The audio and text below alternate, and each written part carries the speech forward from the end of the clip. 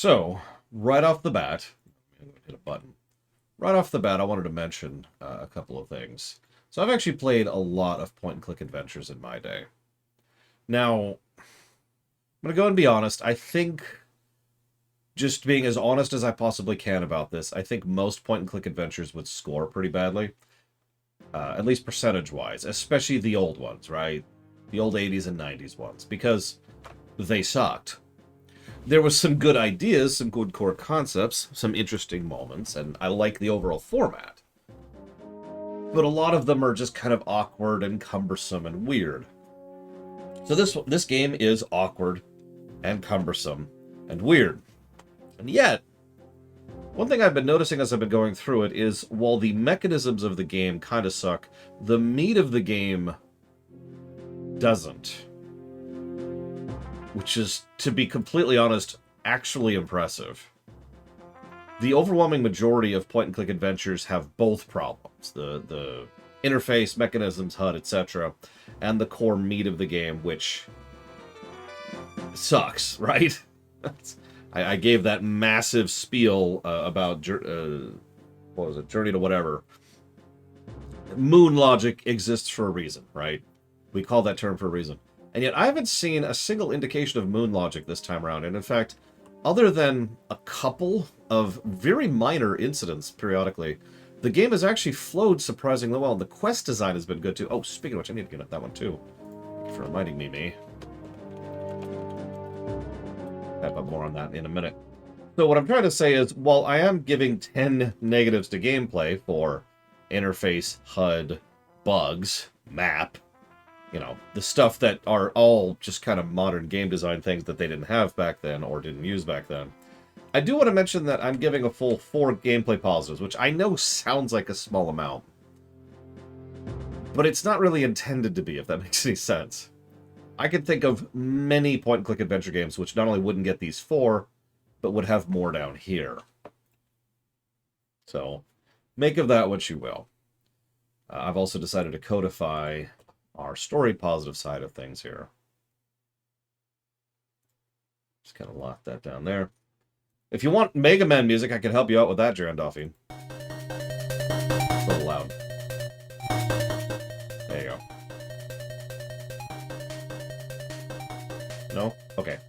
But yeah, no, like, just interface standards and HUD design and mouse controls and, like, even the combat of this game isn't necessarily bad.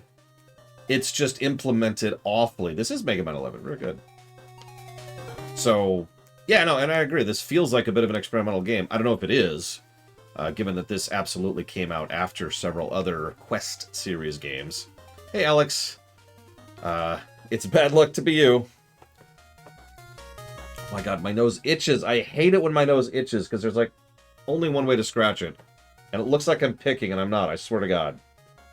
Ah, okay.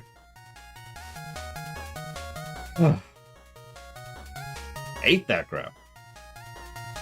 Oh, it's a joke, Alex. It's...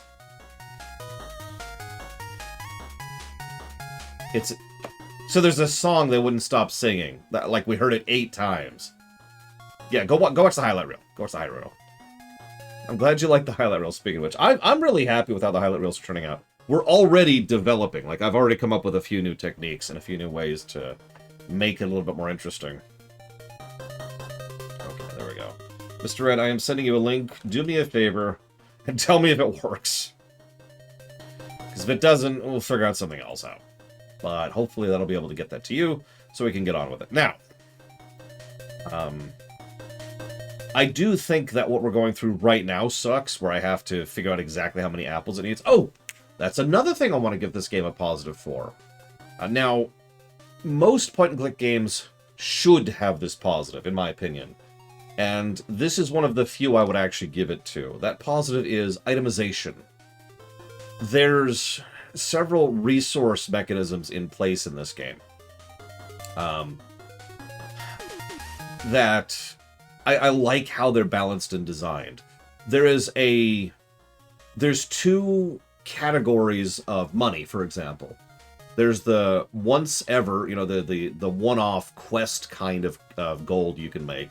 And then there's the infinitely repeatable kind. And I put it this way because this is a huge chunk of gold which can cover a fairly large amount of expenses in the game, and this is not, but is repeatable. It's actually good design overall, because it means the game is designed around this chunk over here and rewarding you with resources you need to get the quest items you need and to get the benefits and bonuses you need. But if you want to go grind, which, whatever, but if you do, you actually can, and then that's this little thing over here. I've also been thinking about the use it to level it system. I think I'm going to go ahead and call it a wash in this case. Which, if you know me, you know that that's as positive as I'm going to get about that kind of a system. I don't think it's as egregious as it usually is. And the rate at which you increase skills and the fact that you are still using a resource, stamina, or magic, most usually, in order to actually raise it, kind of helps mitigate it a little bit.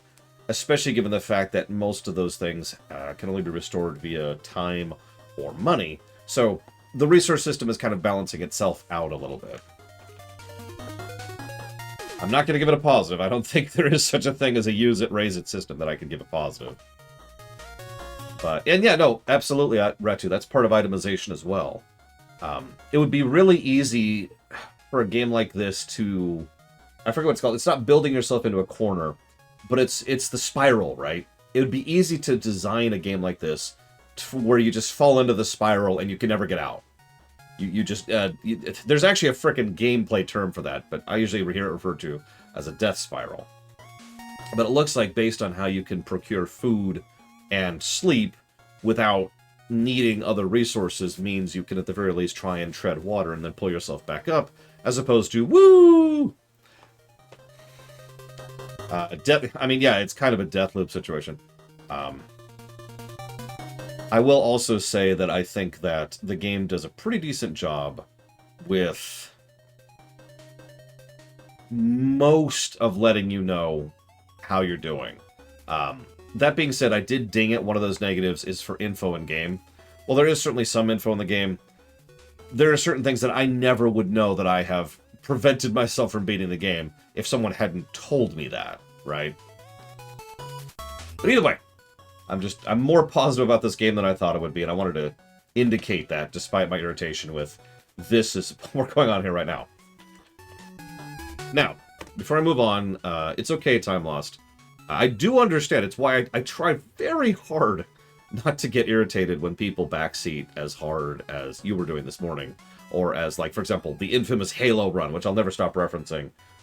Because, oh my god, it was bad. I've had viewers complain when they watched the VOD about how bad the backseating was during the Halo runs.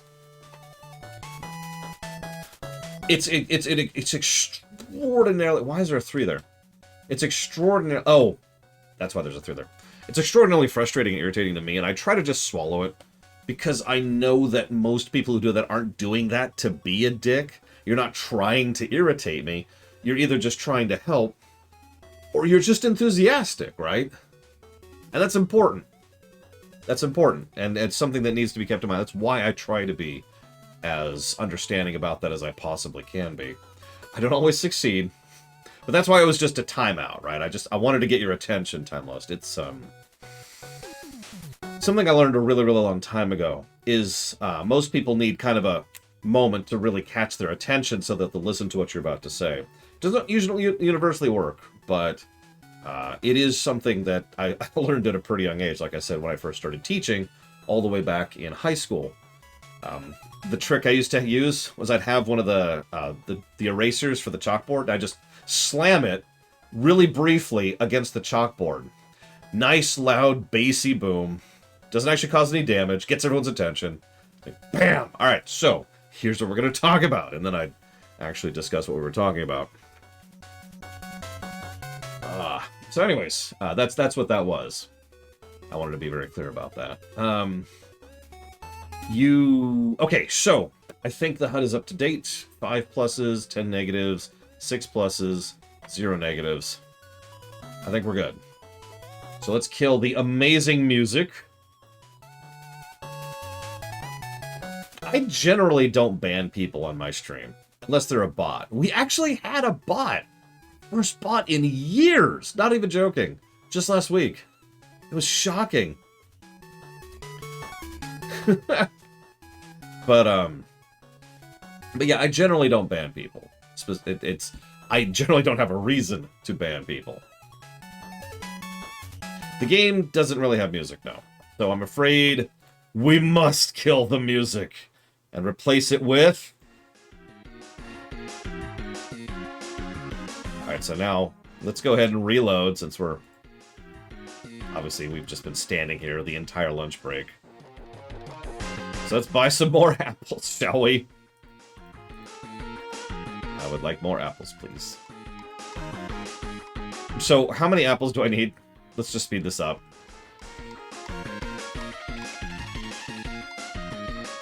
We're at 30. We need 50. Thank you. So, 2 more. Game. Right. So, I'm sorry. Hang on. There's in-game music, Crazy Horse? Here, hang on. In case you missed it. This is the in-game music. I haven't muted it.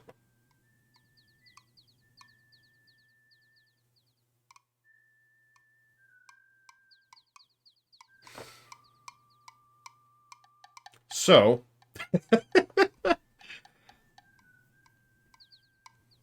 Tell you what. Let's play music just for Mr. Ed. I'm going to turn this down because it's a loud song. This is just for you, Mr. Ed.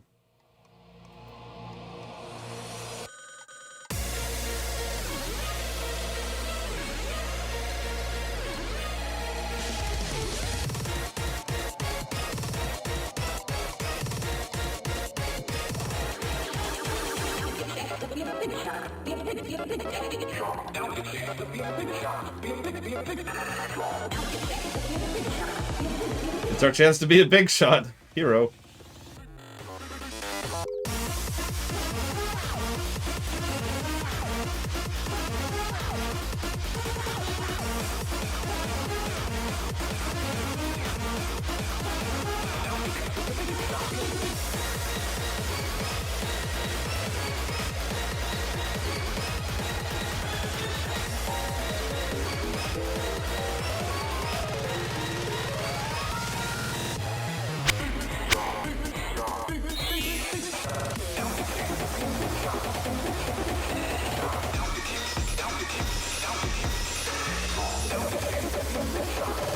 What, Alex?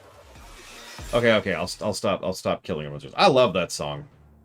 But then again, I am crazy. So it's probably related to that. So, I gave him the thing, he gave me the gem. We're good. Now we can go back to Baba Yaga.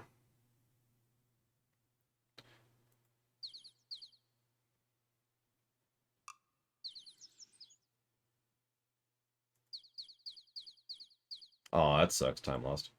So let me do my due diligence and actually clip this for the highlight reel, because I've been trying to clip not just moments or even lore discussions, but also gameplay design discussions and explaining why certain things are negatives. So this is the interface. It sucks. There's something in programming that's called tunneling, drilling down and drilling up, right? If you click something several times and then right-click to back out of the windows, that's drilling down and drilling up, okay?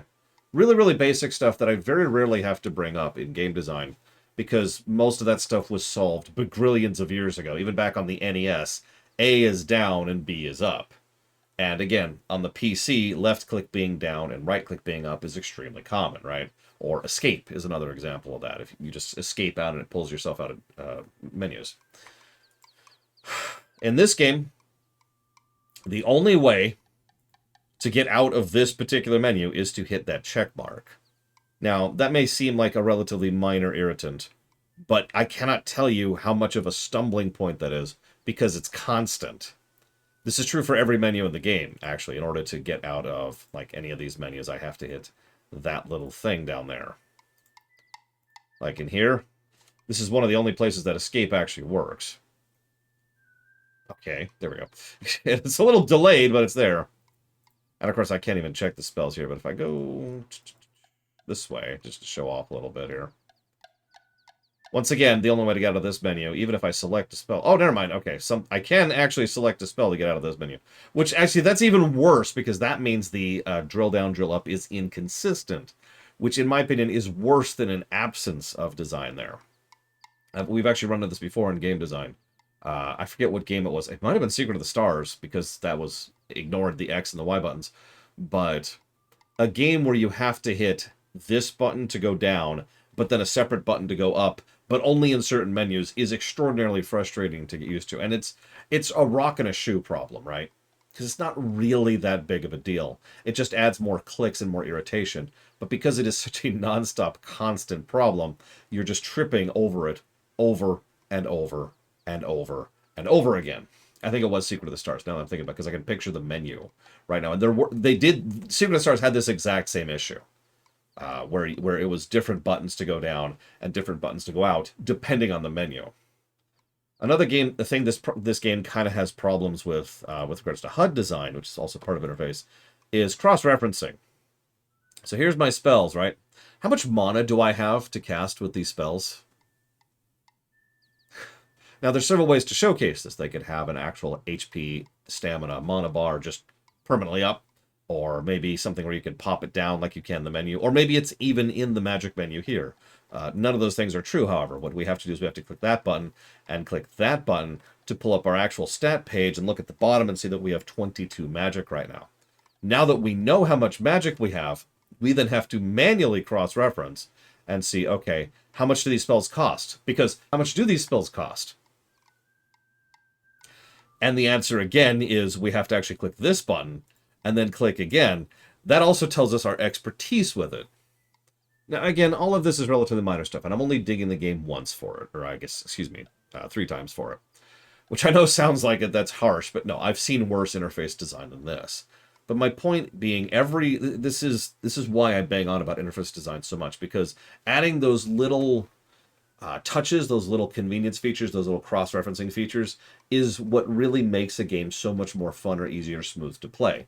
Let me use some direct examples. So pretend for a moment that, first of all, that there was a name under these spells, but let's also assume that I could see, like, there's a bar on the left, and, like, maybe a number, and then, like, a bar down here, okay? So this bar down here, this is our total current mana. Current max, okay? Over here on the left, I don't know why I said a bar. There's a number on the left. That's our expertise. A number on the right, that's the cost. Boom, boom, boom. And now all that information is viewable on a single menu. That's still not ideal. We could go up from that. But adding those little individual touches could really add some quality of life and some UI design to make the game a lot more smooth to play. I don't know how many of you have been paying attention. I played games back in this era, so I've kind of slid neatly into the mentality, okay, check this, and then check this, and then check this. And they kind of expected you to have a freaking notepad to jot all this stuff down. I've just been remembering stuff. But that's kind of how it was designed, because so much of it wasn't in the game. I'm used to that, but that doesn't really make it good, and that's why the negatives exist. Okay, so, sorry, I wanted to show that on the highlight reel and kind of give some of my reasoning and thought process there. So I got the apples. So now I'm going to the Baba Yaga's place, and I'm just going to pull up the map here, because while I know where that is, let's just be efficient about this, because I am not doing great on the health thing. At least I think I'm not. Yeah, I'm still low on health, although I'm actually doing okay on stamina for once. So that's nice. And I just want to say one other thing. I really do think this game looks really good. Something I've talked about many times. Did I seriously just get the graphics bug as I said that? One of the things that I've said... No, I didn't. Okay, cool. Many times is a game being old or new does not make it good, especially graphically, specifically. Some people have this weird impression of me that I only like sprite work, or I only like modern work, and both those groups are dumb and stupid, because they're wrong. I like games that look good. Now, this exact version of this game came out, what, 92? Something like that? And it looks decent. I've seen better. But my point is, I have seen modern games that look like crap, and I have seen NES games that look great now. Not at the time. Because we all know I don't judge games based on when they came out. I judge games now, at the moment at which I am reviewing them. And I mention that because I do legitimately think this game looks quite good. Good color distinction, good doodad utilization, good brickwork, good sprite work. Now, Zalok asks, do I think there's a good forest to adventure screen ratio in this game? No. So one of the things I did actually ding the game on, I technically put it under map, but it is about the repeating thing, is the repeated forest tiles. Let me share something with you, for anybody who cares. I'm going to share this in chat here. That's the map. Now, that may not mean much, it may not look like much, but I want you to look at every single one of those blank tiles. All of those are forest tiles. And there's only like 3 of those, visually speaking. It just uses the same tiles over and over and over again. And honestly, I think it legitimately adds padding to a game that really has no need for it.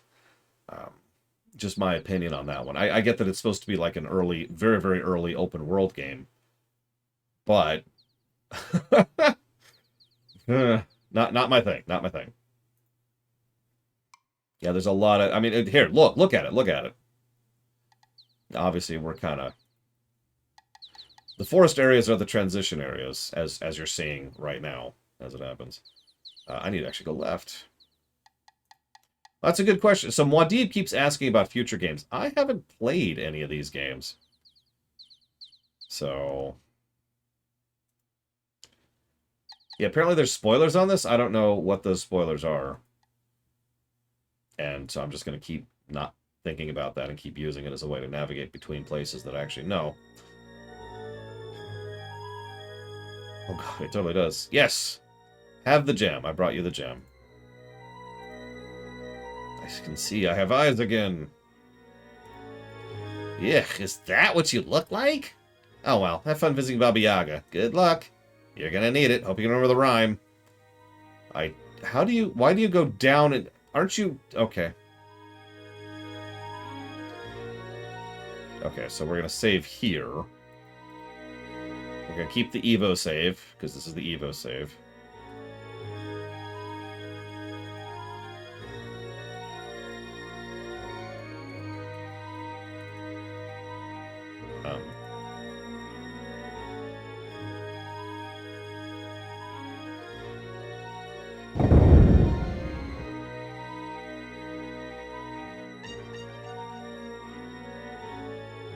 Hut of brown. Now, well, I'm dead. So let's reload.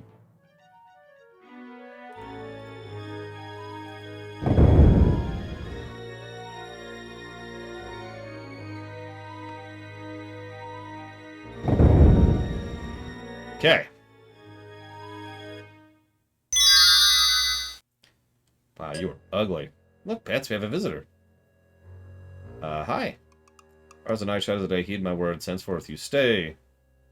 My body is frozen in place. Well, dears, what should we have for supper today?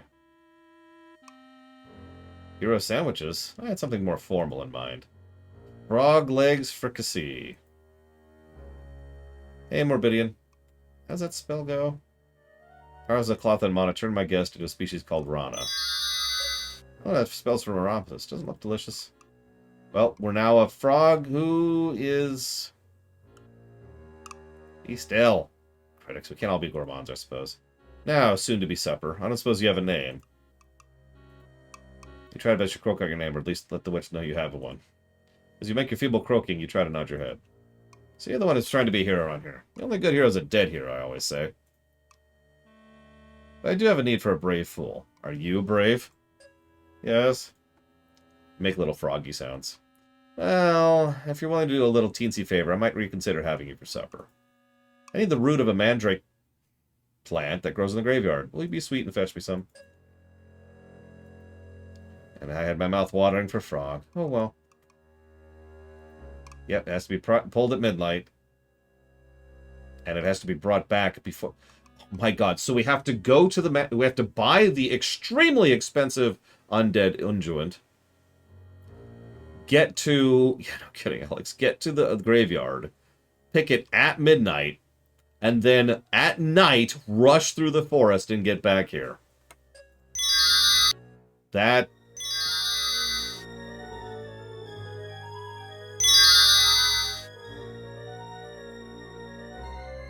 Okay. Wow. All right. That means I need money.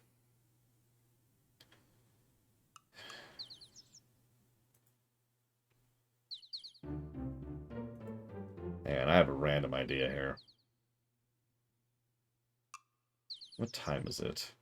Here's another thing. How do I check what time it is in day? We'll hit the wrong button, first of all. Very important. Hit that button. It is mid-morning on day 4. That's a good question, Alex. I have no idea. Okay, so...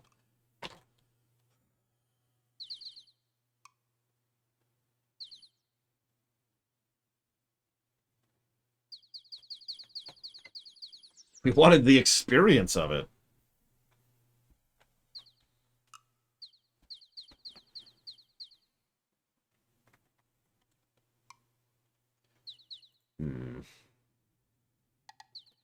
Evo asked a question yesterday. Can you think of an example of a good mobile game? Like a mobile chill game with no predatory crap. Do they exist?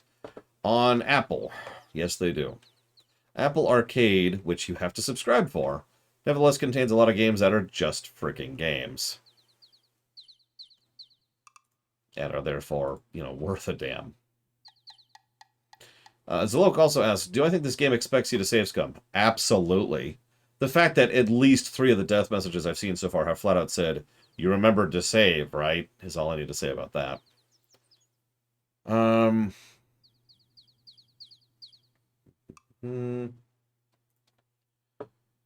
Savacom asked a question, but she's not here. How would I rank the different Blizzard? That's Jay Palmer. I don't think Jay Palmer's here. Zach Taff says, I wonder if this will be a positive in Gotham Knights or in the Blackgate level plays Live in La Vida Loca. Well, that'll... I mean, we won't hear it because we'll mute it. But I don't know if that would be a positive. It would depend on how the rest of the scene goes. Let's see here.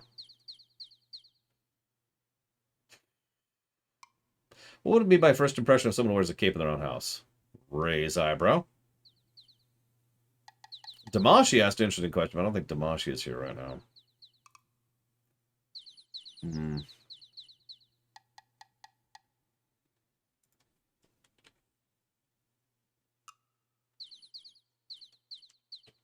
Evo also asked, would I recommend Icewind Dale to someone starting CRPGs? No!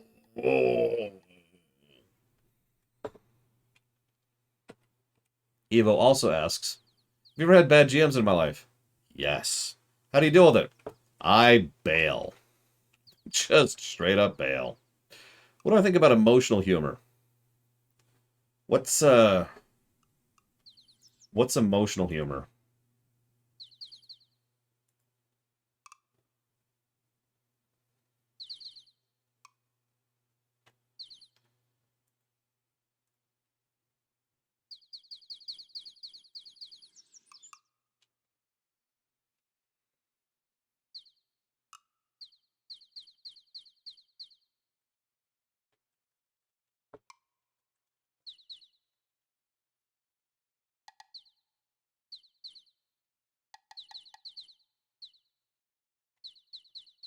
Oh, so presentation humor. I actually prefer presentation humor in general.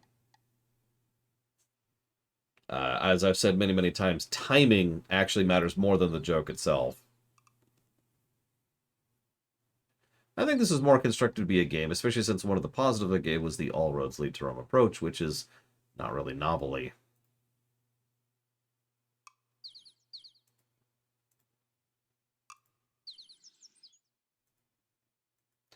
I'm too impatient to rest right. I really hate that I can only rest a period of time at a time. I get why, but that really makes it irritating to move around. Okay. Is the clip still uploading? No. I didn't link it to you until it finished, Mr. Red.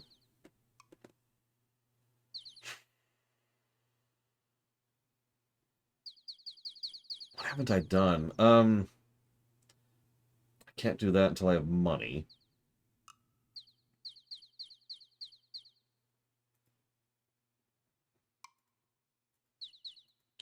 Point-and-click adventure is primarily puzzle-focused at its core.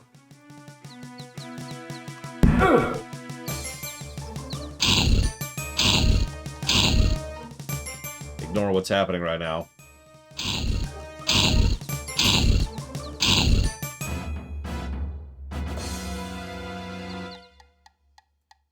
$5 silver, that's it. Jesus. But yeah, point-and-click adventure games tend to be very puzzle-driven. You want to get to X, so you have a thimble, a match, and a sock. You have to figure out how to use those items to get to what you want to, right? And that is honestly the core meat of a point-and-click adventure game. They are adventure games, which are an offshoot of puzzle games, and they are all about pointing and clicking. The definition's actually fairly flat if you think about it. What am I doing? I'm going the wrong way. That's where I'm going.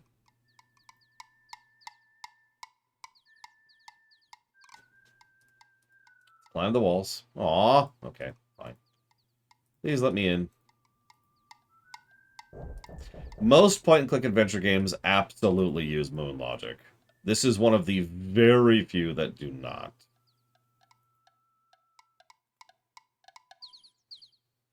It's one of the reasons why the score is not worse than it could be.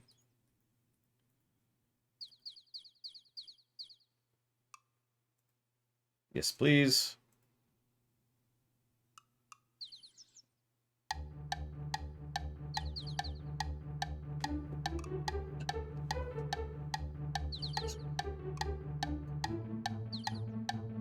I absolutely could tell you why moon logic became a thing. It's a bit of an escalation situation. So once upon a time, game designers fell prey to the same thing that most people fall prey to. They would design a puzzle or an event or whatever that made perfect sense to them.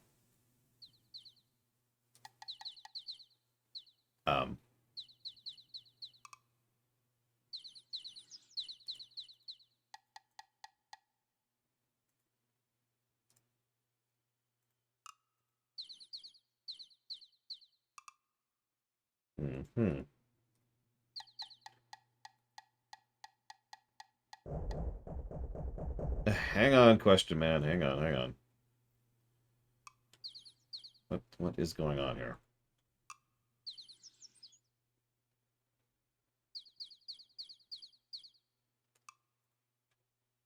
Hang on, question man. So impatient. There we go. So, I'll tell you exactly where moon logic came from. Something that is very, very, very, very common is you'll come up with something. Puzzles are a very common thing for this. And you'll come up with a solution. And that solution makes perfect sense to you because you know all the pieces. What I mean by that, this actually applies to a huge amount of design in general. Engineering design, programming design, game design, point-and-click adventure design, puzzle design, platforming design, RPG design. You know all the pieces because you made the game.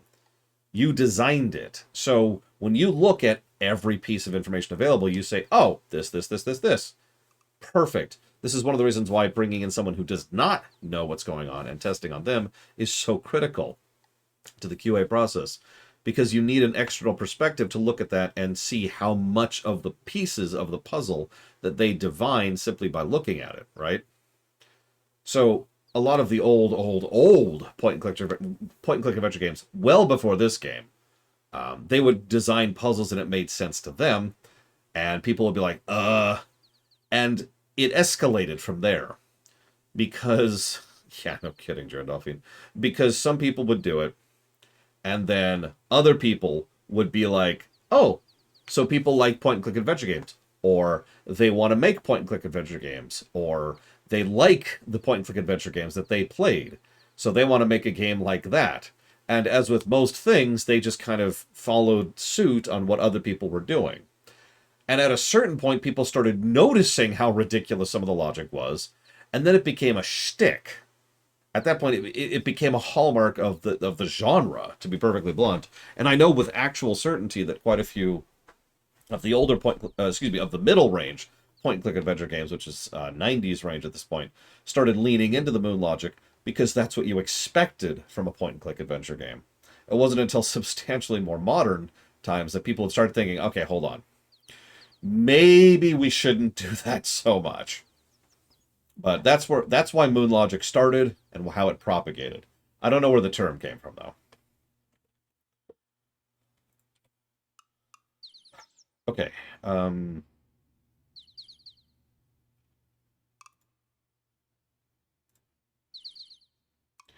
Okay, so what's the fastest way up there?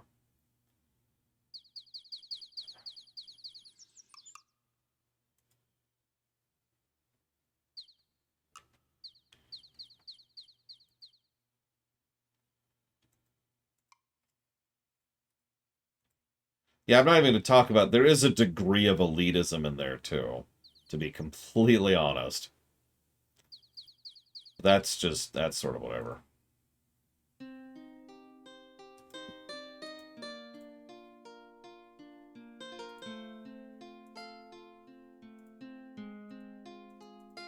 What? I can't pick up more flowers. Fine, fine, fine.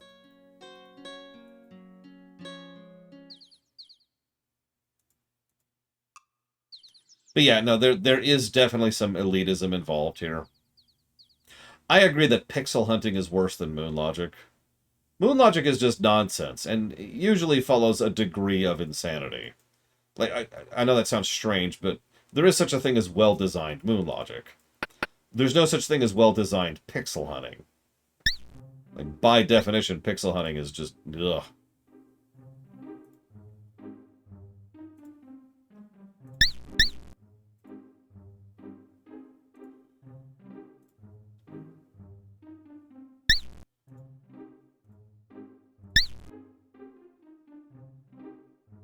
Pixel hunting is, ironically, exactly what it sounds like. 78 silver now. So, pixel hunting is, so this is a made-up example. But let's assume for a moment that on the screen you're currently on, you can see the cursor, right? Yeah, I think you can. So let's say you need to click on... You see this little notch on the right side of this table? You need to click that notch in order to be able to progress. Maybe there's a button there. Maybe that's where, I don't know, the treasure of the Sierra Madre is. I don't know. But that's in there. So you need to click that. Nothing shows or indicates that that's a clickable thing. So what you do is you start mousing over all over the place, mashing the button, mashing the mouse, trying to find the spot because you are pixel hunting. Until you finally find the spot and, there we go.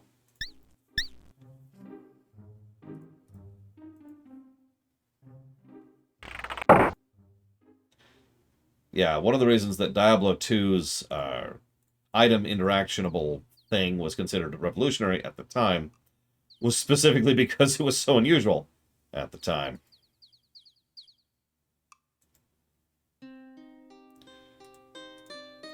Yeah, sometimes pixel hunting is, you can tell there's something there, but you're not clicking it in just the right way. That's the more insidious type of pixel hunting. I actually ran into that on the screen I'm at right now. I had to be over standing next to it in order to spot it properly, or you have to be in the right spot, or you have to click the right spot of a thing when nothing really indicates that clicking here is different than clicking up here. So finding the right spot to interact with is another part of pixel hunting. I'm probably thinking, why is that more insidious? Because if you, the player, get the feedback of that's an invalid response, then the gamer is going to generally automatically look at that and say, oh, well, I can't actually do anything with that, therefore that's not an interactable. Now that's normal, especially in a game like this, because there's a huge amount of this game that is non-interactable. You know, that grass is just there for cosmetic, that I can't actually climb up to the roof, etc. But I can climb up to the tree.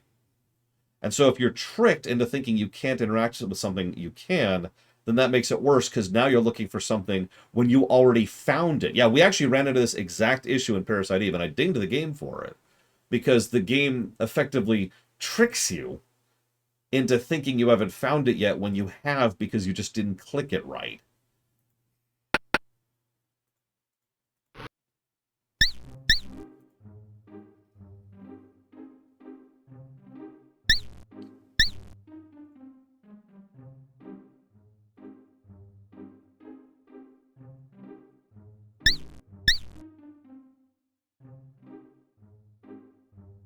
How much are we up to? 88? Is that up? Oh god, I don't remember. Are we making money off of this?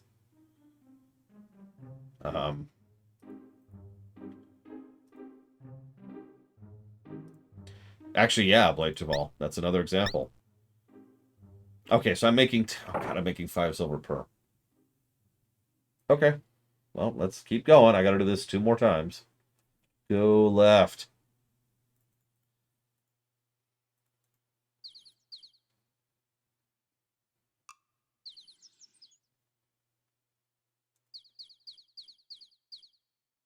Uh-oh.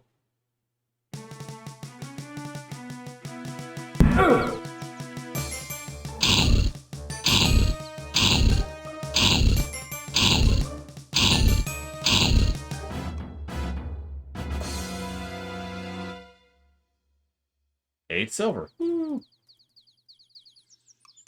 I can only carry 2 flowers at a time.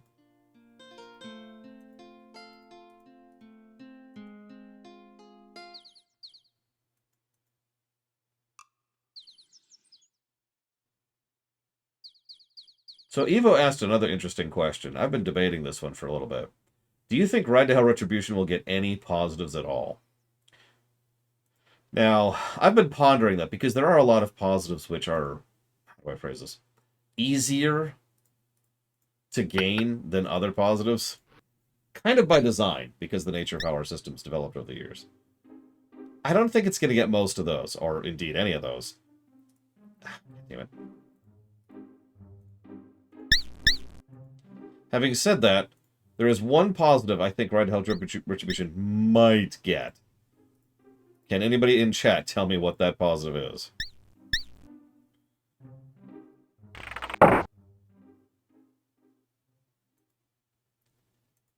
Yeah, so bad it's good. Absolutely. I'm still not actually sure if it'll get that, because I kind of have a biased opinion on that because I turned that game into a parody lore run. So it's possible that's more on me and less on the game.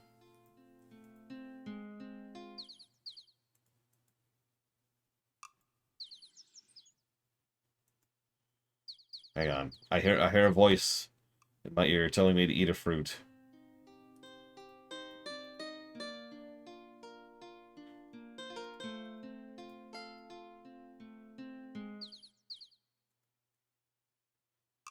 Yeah, we'll see. It might not even get the so bad it's good positive.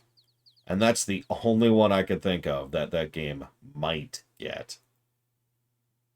It would be funny if we have 2 games that have a 0% ratio on gameplay and story.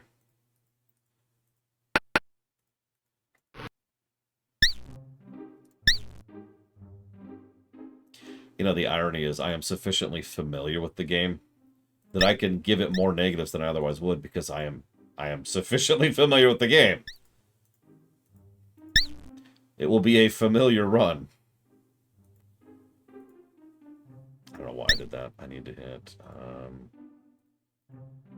Okay, we now have enough money to buy this stupid thing. Let's get a save. This is... So...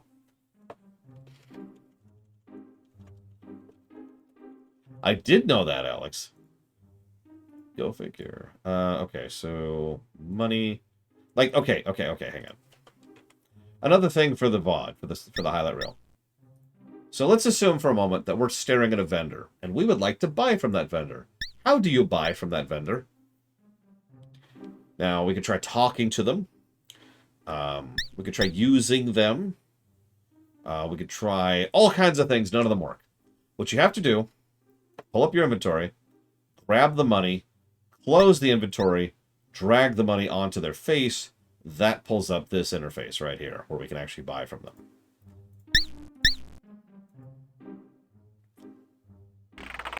It's supposed to be some kind of lizard, Alex. I don't know, dude. Okay. So now, let's check the time. Sunset approaches, okay. Let's go over here. Let's go down, because we're in the wrong spot. That's the... Oh, shoot. Oh, God. Oh, God. No!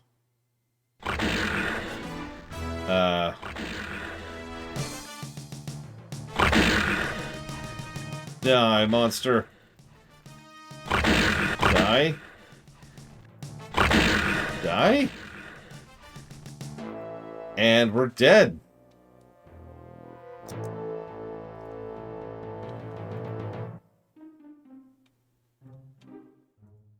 Yeah, we're like, here's our money.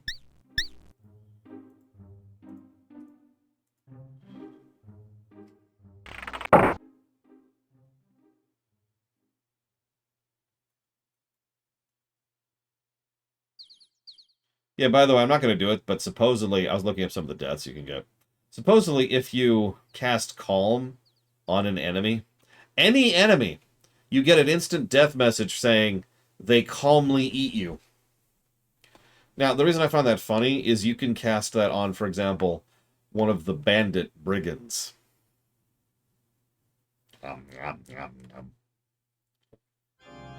What?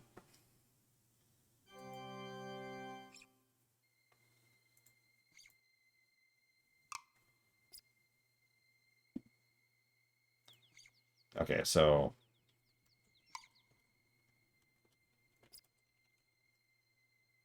it's sunset, but we need to wait till midnight. Now, this is going to sound like a weird statement, but I'm not sure what that means in this game. There's a lot of things that could mean.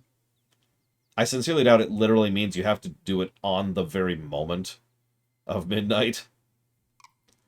So, I mean, that would be ridiculous. So let's go ahead and rest. Wrong button. There we go. Okay, so now it is... Night is still young. Okay, so we're just gonna chill out here a little bit. Just kind of hang. Actually, you know what we could do? So we could get a save for the pre-undead. No, go.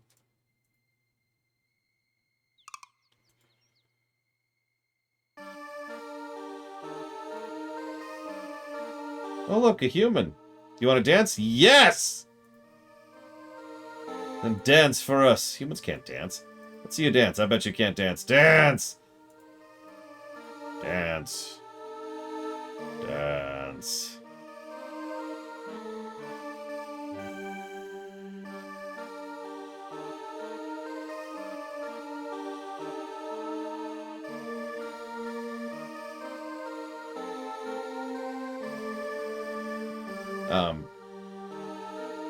Could I move, please?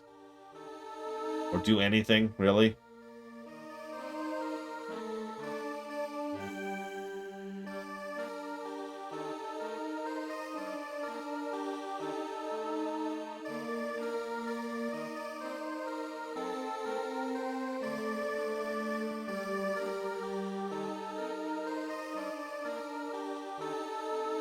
It does know how to dance. This is neat. Yeah, I don't think I could do this. I just love it. You live in Antwerp. Do not. Do too. Wow. Alright, now I'm out. Actually. Let's just do this quickly. Is that why you're here? Why should we give you any dust? It danced for us. No, I say we give it some dust. That's because you have a crush on it. Do not. Dewdrop's in love with a human. I'm not. I do.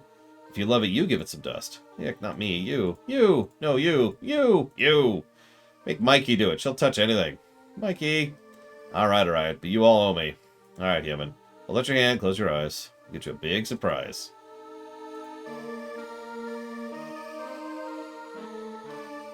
No peeking. I think it's cheating. Don't just give it some dust. You need a bath anyways. We now have dust. Bye. Thank you for not killing me. Say hi to the Dryad for us. Bye.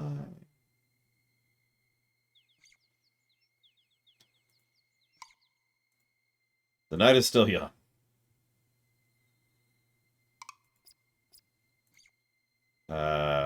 We're running low on numbers here, so let's just go ahead and... We're now in the stupid timeline. Again. Whoop, whoop, whoop. Okay, we're okay, we're okay. There's a message I didn't even get a chance to see there. The night is still young.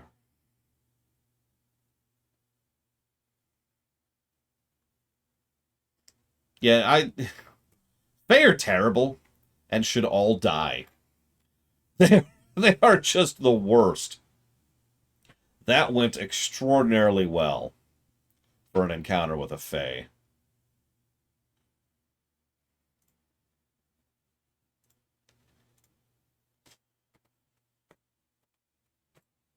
Maybe we can rest? What's our stats at?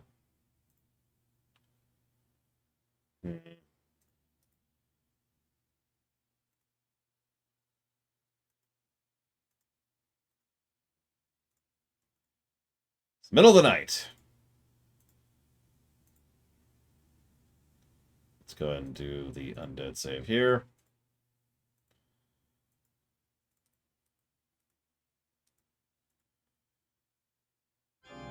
Okay, so let's... No. Is this it? Oh, God. That's the healing potion. That's the fairy dust. There's the unguent. Okay, so use unguent. Okay, now go grab it. Go! Now run! Run! Okay, now I need to go in a hurry. Whoop, whoop, whoop. Too far.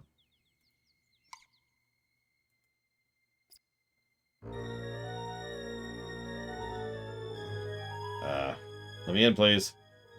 Got your mandrake. The game crashed. Cool, so the game crashed. That's another negative I've given this game.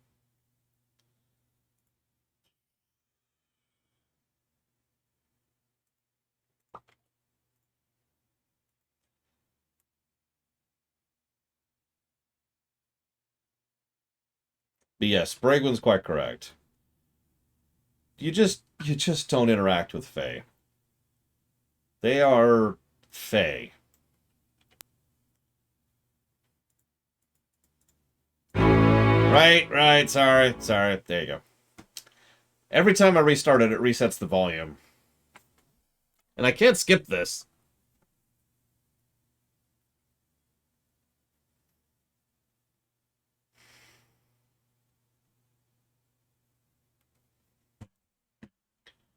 Oh, that's weird. There we go.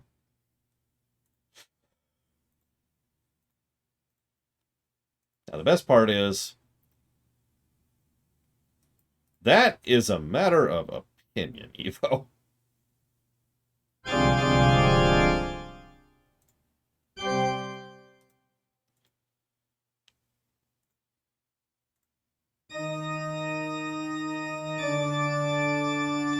Now, I would agree that most Fae are not malicious, but evil?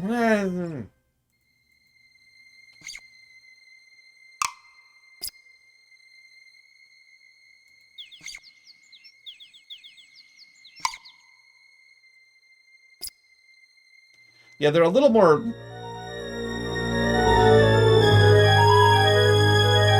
She made it back, huh? She's expecting it. Yeah, that's great. Can I turn down the volume? There we go.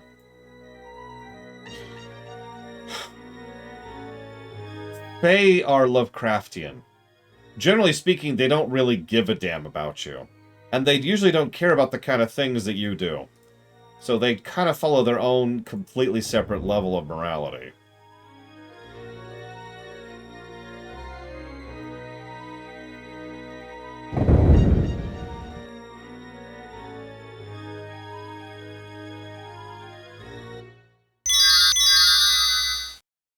Hey, ugly.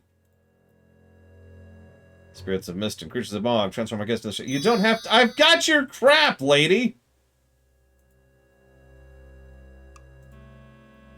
Froggy frappe. Did you bring the magic like you promised? Yes! Yes, I did. As you make a feeble croaking sound, you try to nod your head. Well, where is it? What's the matter? Frog in your throat? Suppose I'll turn you back into whatever it was you were before. Pity! You're much more appetizing this way.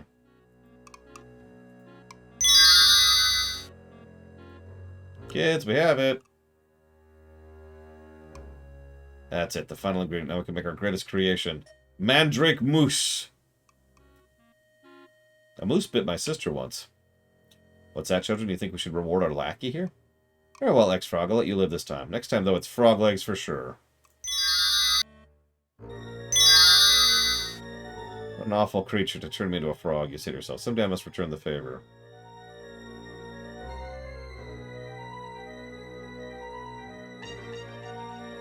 Okay.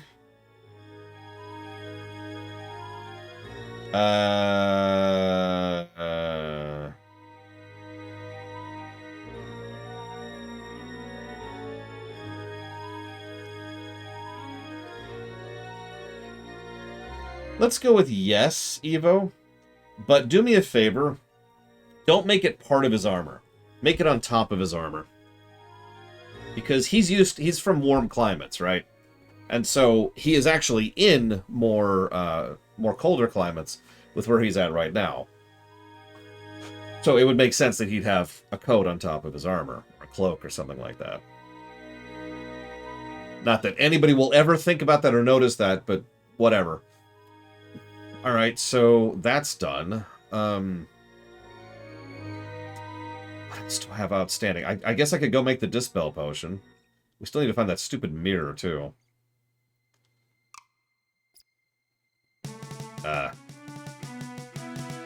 Die, die, die, die. Infinite die. Die forever. Never stop dying. Okay, fine. Fireball, fireball, fireball, fireball, fireball! The hermit told me all about the mirror.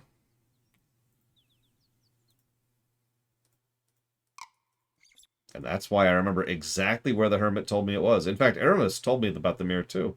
And I definitely remember where he was talking about it being. It's very memorable.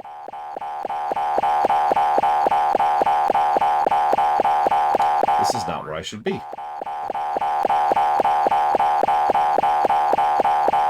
This is Ryman right now. So, anyways, I am too far to the west, that's why. I need to go over this way. It gets... Do you want to see here worse, Alex? I can show you worse. Would you like to hear worse? When it's not nighttime.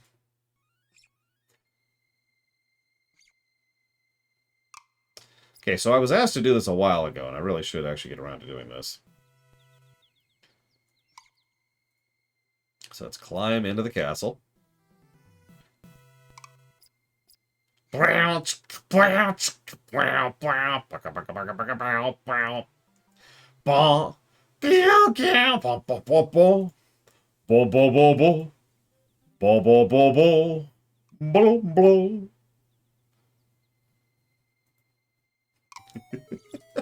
many of you even recognize the song I was very badly humming just now? Or singing, or God, I don't know, whatever. Okay, let's see if we can find the barn. The infinite barn of infiniteness. Unless this is the barn. This looks like a stable to me. That looks like a barn. To the barn! Where's the friggin' barn? I was told to sleep in the barn. Where's the barn? Thank you, Ryman.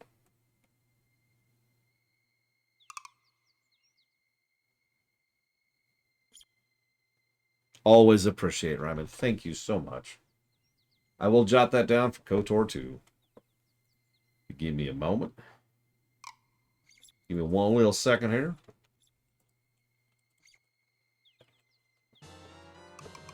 Hopefully Random ain't going to drop no money on my face neither.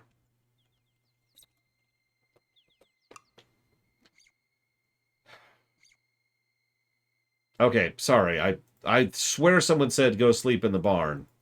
Like a while ago. And specifically go into the castle to do it. How do? I mean, can I just sleep here? Super Mario Land 2? Is that on the list?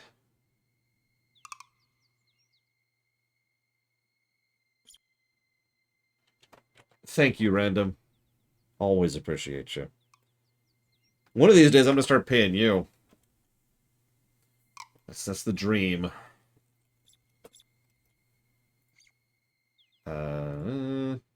Rest. Sleep all night. Okay, well, I was not allowed to sleep here. Because apparently I haven't worked today, I guess? I don't know, whatever. Alright, fine. Thank God we raised climb, am I right?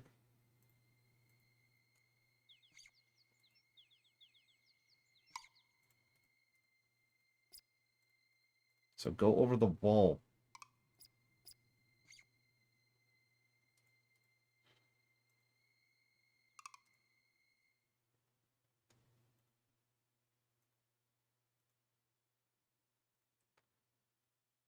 We are now a vagrant. Yes, time lost, Evo. Ah, the world of color returns.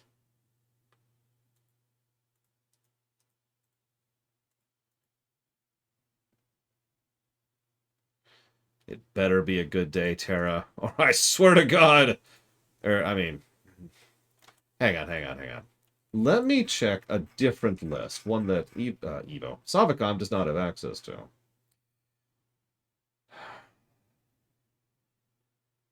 So, Super Mario Bros. 1, Yoshi's Island, New Super Mario Bros., New Wii, New U, and New 2 are on the list.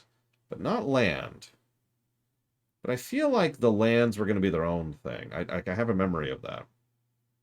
So there's going to be Land 1, which is going to suck, and then Land 2, which is a substantially better game. And then we were going to drift into the Warriors, but that was going to be a separate block. Well, Tara, I'm guessing it's because when you were out and about today, you tripped, oh my god, and you fell into an alien world. And in that alien world were people who are like, Tara, please, be our heroine. Save us from this nightmare death that's going to kill us. And those people technically were made of gold. So you mass murdered them and brought them back, and now you're rich.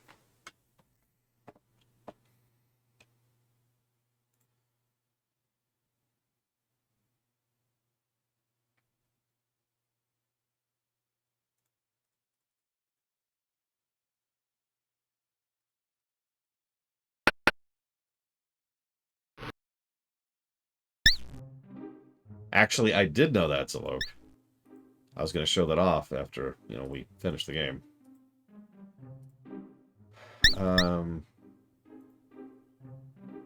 Which of these is my dust? There it is.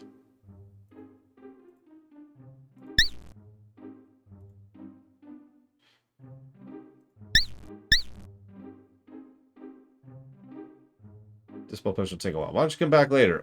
Thanks, lady. It's the only way, Sierra Mike. You remove the number of people, you claim all their money, and that's how you make money. What?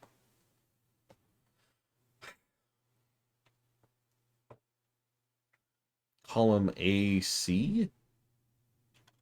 So now you got me curious. Yeah, that would be an interesting hit to the economy, especially right now. Land. Kirby in the Forgotten Land, Yoshi's Island. It's funny that should not be there. Super Mario Land 2. What do you know? Wow, Borderlands 1 is on this list. That's never getting run. I just want you to know that. Just want you to be nicely aware of that.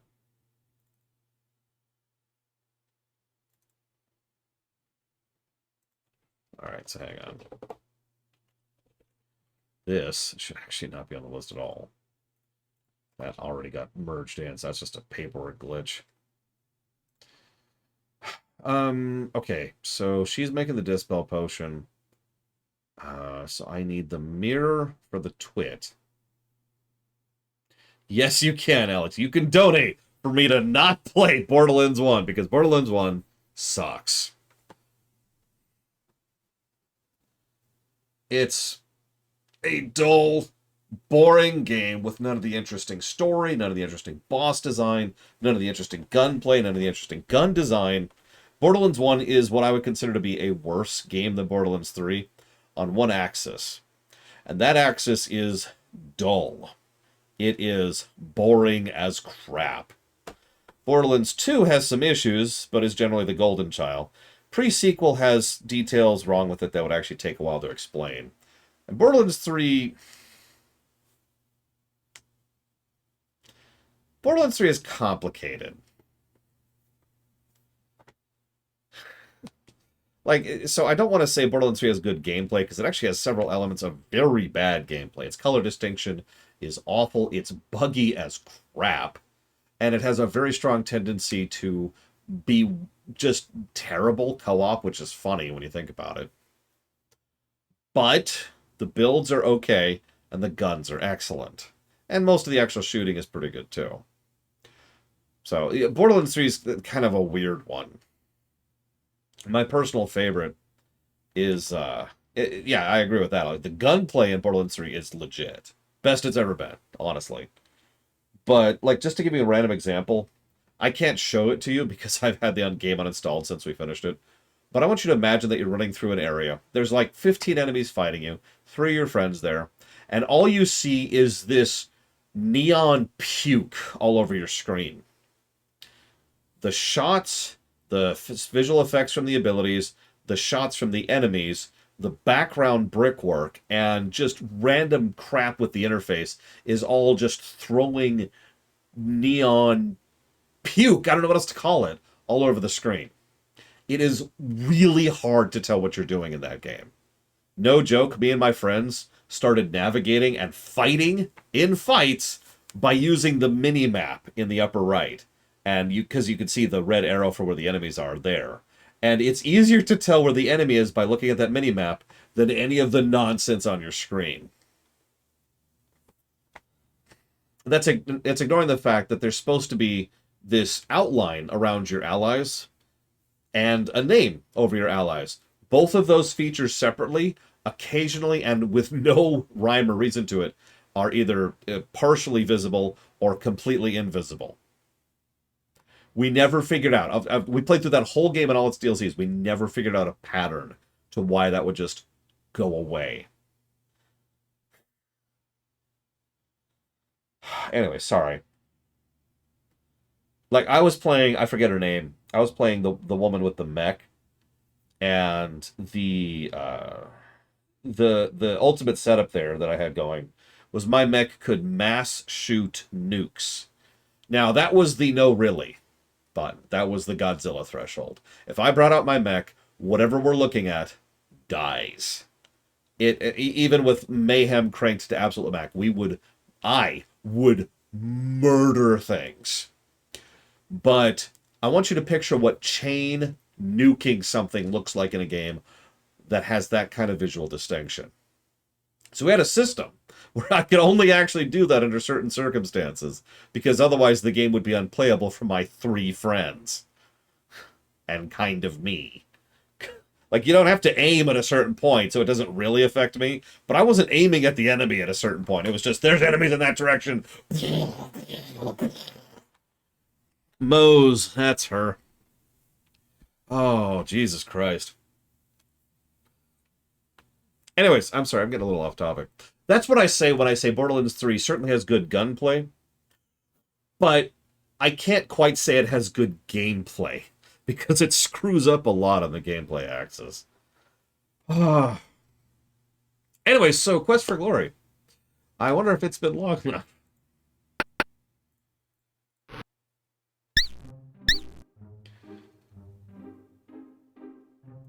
It has! Perfect! That's actually really funny. Okay, so now we have the Potion of Dispel. I have no idea what this is or what it's for or anything whatsoever, but we've been trying to get this thing for a while, so obviously there's some reason to get it. Okay. So we need to figure out what to use this potion on. We need to find the mirror. Maybe a little bit Savacom. Just need to kind of walk around that. I don't remember what the fox said. That was like hours ago, man. I don't have that kind of memory.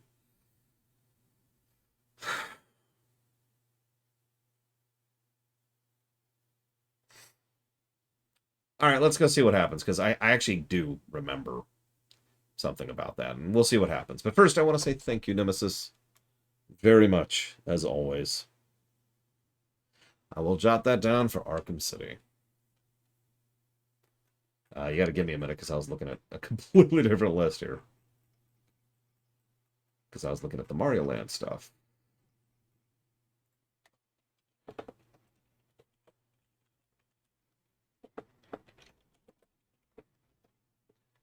Oh yeah, Savacom asked a question I wanted to answer. Does my sister ever co-write with you? Yes. Do we sit down specifically to discuss projects, or is it more organic? Yes, although usually it's more of a specific sit-down, hey sis, I want to pull you about something kind of a thing. But she's been a co-writer for me on a lot of projects. She's my best co-writer that I've ever had. She knows exactly how to play off of me, and I off of her, so that we can put together amazing awesomenesses.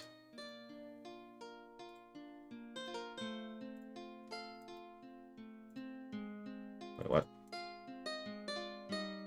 So eat one. Okay, whatever. Alright, so let's get a save in here.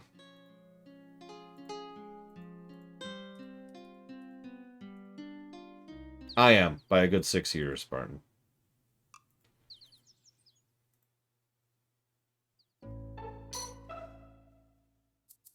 As your eyes adjust to the from sunlight to darkness, you examine the interior of this eerie cavern. You sense something moving off to your right. I actually could tell you that story in full totality, Alex, because of course I have quite a bit of memory of it, but I'm not sure you want to hear the whole story.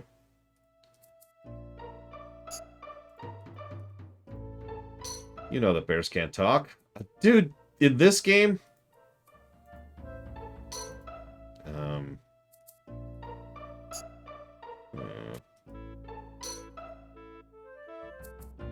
Hi there, I represent Ditto Realty. We have some lovely properties that are proven bargains.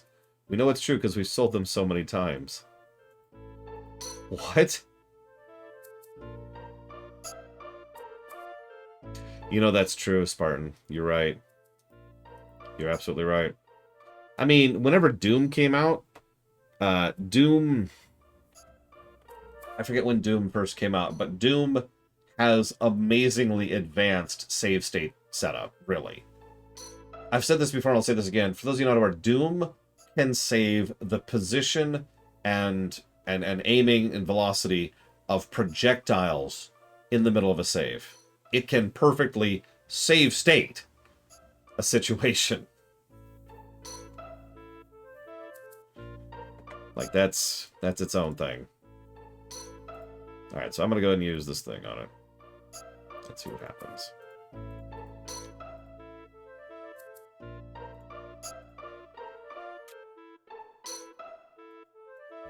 Nothing. Okay. Well, I don't know what's going on here then. Wow. What? What did that say?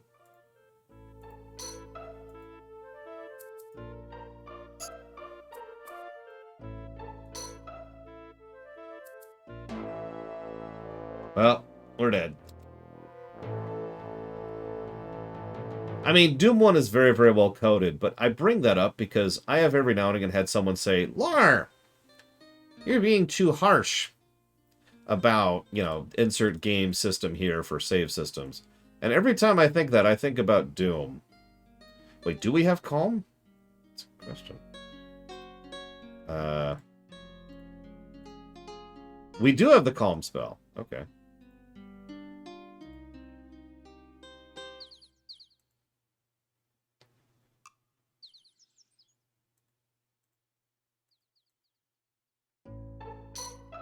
You'd have to ask them, Mr. Ed. I don't know. Okay. Spell. Calm. Okay.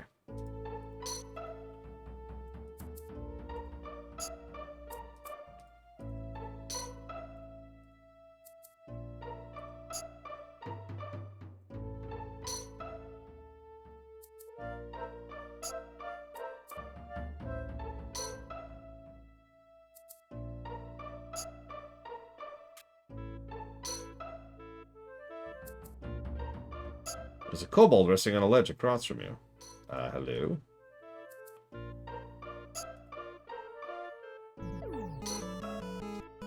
Alright. Savicom. Really? I mean, this... So, okay. An argument I often hear is that it's unfair to compare games against the greats. And I get that. There's a logic to that. That's one of the reasons why I try to only make those comparisons when it comes to the technical side of things.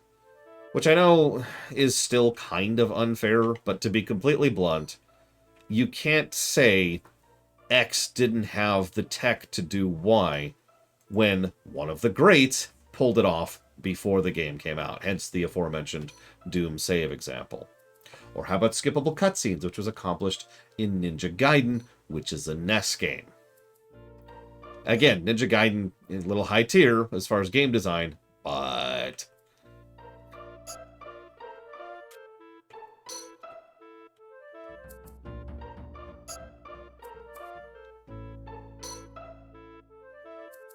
I'm thinking of Wash. I've been paying attention to Luke.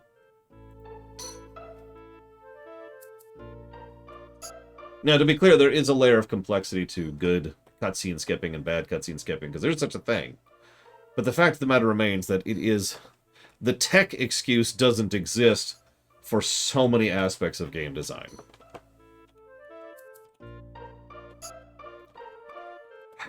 It's trying so hard to prevent that donation. No, question bot's up. Should be. Oh, maybe it isn't. Oh, yeah, no, it did actually just shut down. That's because of the stupid Google thing. That's actually Google's fault, not the bot's fault. I have to periodically say, yes, this program does actually have access to Google. And I have to do that like once every 3 days, excuse me, something like that. Thank you very much, Savicom.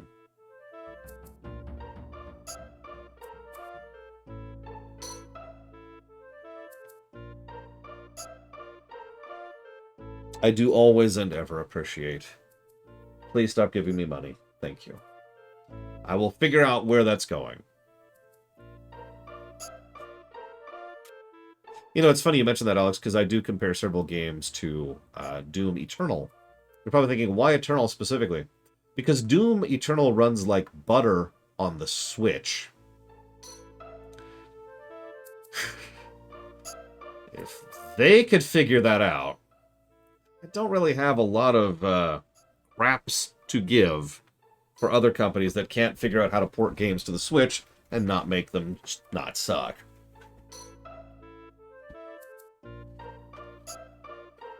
One second.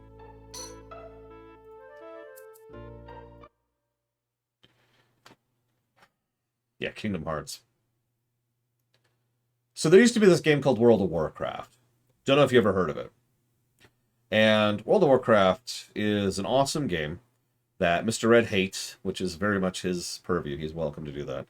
But it is still one of the best games ever made in the world. I mean that with sincerity.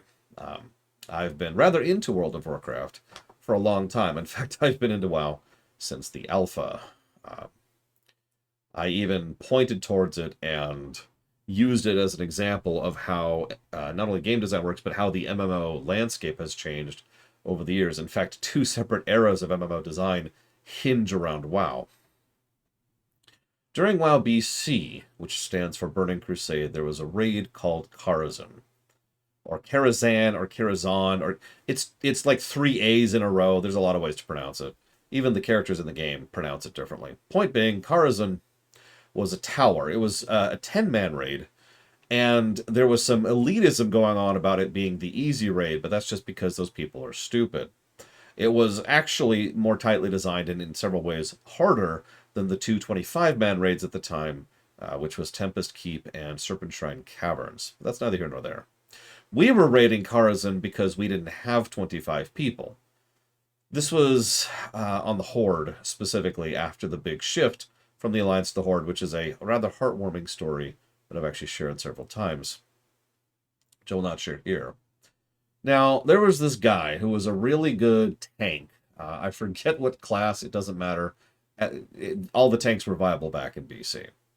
And me and Gary, who were the guild leads at the time, were trying to recruit this guy. Now, it so happens that while we weren't a very particularly prestigious guild and were relatively small, again, we were only hitting 10-mans, the fact of the matter is we were damned good at what we did. That's not bragging. That's statement of fact. We used to do some very harsh tryouts to see if people met up to our standards when it came to rating. And so it's one of the reasons we wanted this guy. He was actually quite good. So he was legit, but I mentioned that elitism thing earlier. So he wanted to be a part of a 25-man guild. So what he did, although I didn't notice at the time, was he said, tell you what, you accept my brother into your guild, and, we'll walk from there. And we were like, okay. So we didn't put his brother through the usual rigmarole of, you have to be a good player to enter our guild. His brother, who we will now call Herzlos, not his real name, sucked. He was an arcane mage, I want to say, and he was not particularly good at his job. Now, he consistently put in average numbers when an arcane mage should be topping that meter, and he would regularly trip up on mechanisms and mechanics to the point where it would suck. Now, Herzlos at the time had a girlfriend. We'll call her Xanastma for no particular reason. And she used to just kind of sit and watch him play WoW, because she found the whole thing fascinating. As I've said several times, my sister is not particularly much of a gamer, but every now and again she stumbles into a game and it really catches her. So she was really getting into WoW just by watching it. No surprise, it's WoW. One night, so we know about her, right? We all knew that she existed. So one night we were in Karazhan, and I never remember the boss. It was Ilhoof. Oh god, what's his name? Hang on. Let me look it up. I actually remember the boss. I just can't think of his name right now. Give me a second. Bosses. Here we go. Terrestrian Ilhoof. That's his name. Terrestrian Ilhoof. So we're in the middle of the Ilhoof fight. And Herzlos was just kind of sucking.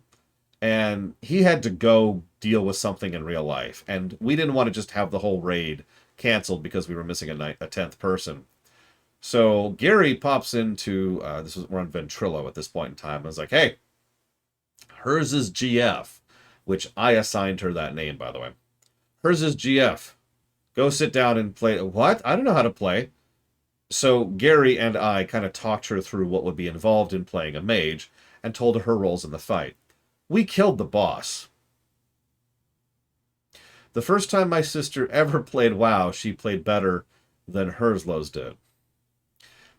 This pretty much immediately led into her getting her own WoW account and leveling up and joining the guild and yada yada. But that was how I met my sister. Was that she was the girlfriend of the brother of the dude we were trying to recruit into our guild in WoW BC.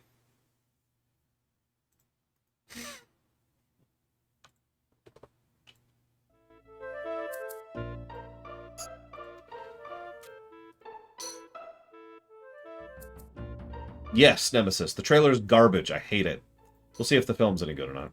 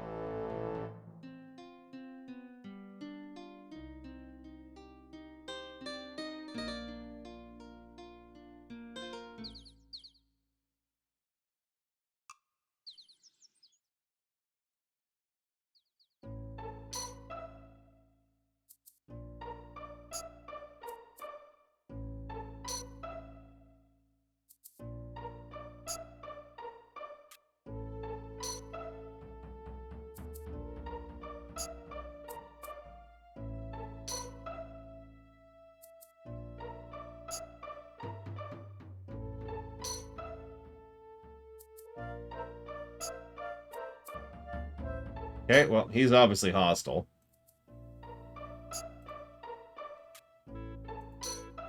Okay, well, that didn't work. Burn him!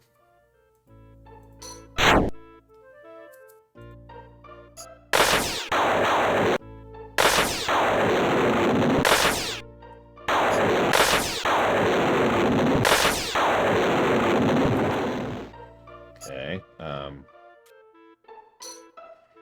keep burning him. Oh, okay.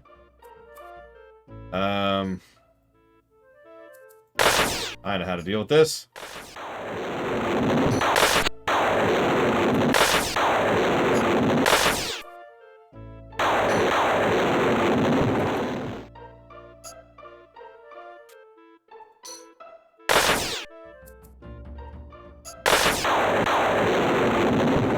Yeah, I've never accomplished anything with throwing the dagger the whole game. Wait about a year, it'll probably be on Xbox Nemesis.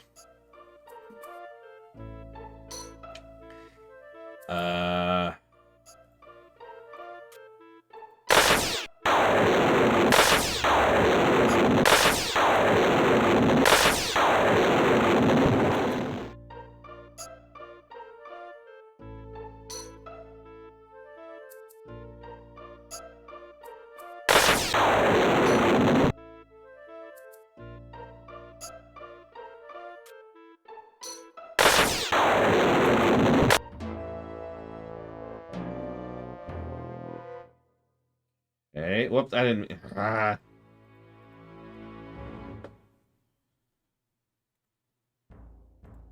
No, no! Oh my god. Oh no, it takes some real work, Yura. But I guarantee you, if the Microsoft acquisition goes through, which I very much hope it does, they will figure out how to port that thing onto the frickin' Xbox. Getting WoW on the Game Pass would be a huge... Yeah, this is good. Would be a huge boon for Microsoft. They would legitimately be foolish not to try that.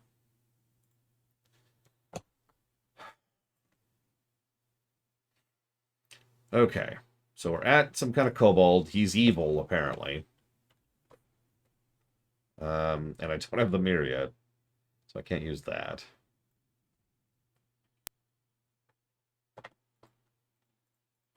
Nice. Oh, god damn it. So that's why that did that. Okay, so hang on, let's start over the game again. Let's just mute everything. Just live with it this time.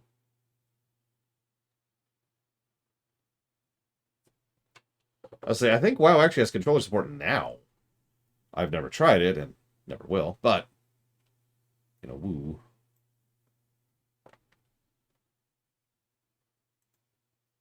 Oh, trust me, I have dozens, if not hundreds, of heartwarming tales from WoW. Go figure. That's how I met Bragwin, too. Kinda.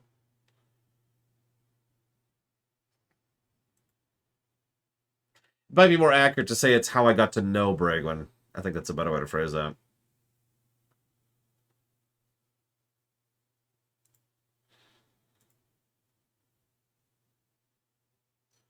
God, that is loud. Okay. Okay, so we can't sneak because we suck. It even flat out told us raise our skills. So let's just raise stealth for a minute. What's our stealth right now? 0!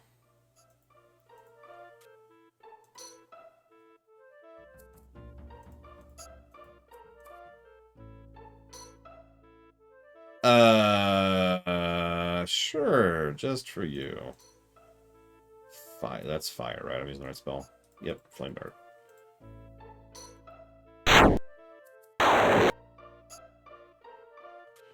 Done. Do I do this every time? And we're dead.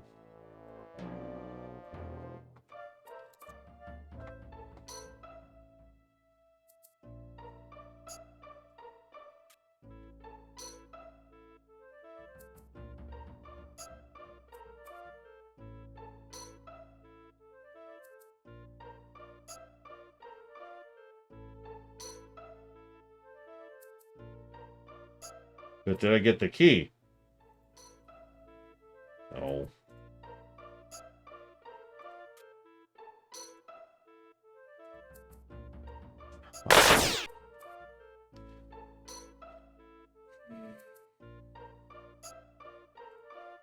I have enough magic for one cast of this.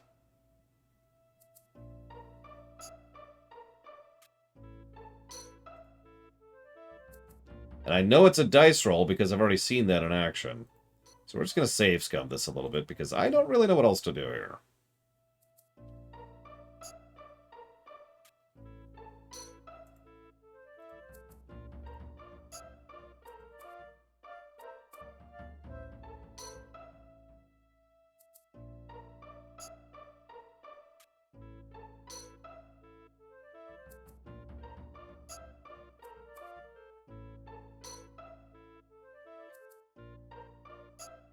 She doesn't play that many platformers, but she likes playing them with her uncle. I do actually have Detect Magic. I forget what it's called, or what it looks like. There it is. Detect spell, right there. A strong magical aura radiates from the Kobold's key. You see the outline of a chest glowing in the south end of the cavern. Oh, that's new. Well, then, go there. I have to open it. Do I have enough for knock? Chest is booby-trapped. You can really feel the damage from the blast. 10 gold and 60. That's a lot of money.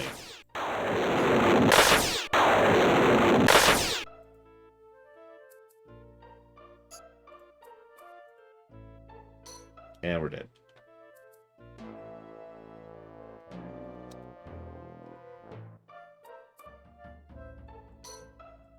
I do actually, Zalok. I just wish that it wouldn't accidentally click when I'm trying to go down. There we go. Okay. So let's use trigger.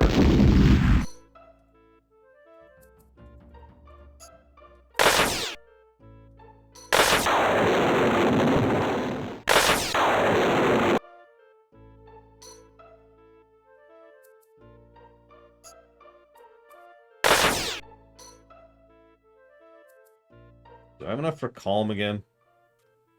Oh, I do. Thank God. Okay. Alright, let's grab another save here. Whoa, whoa, whoa, whoa.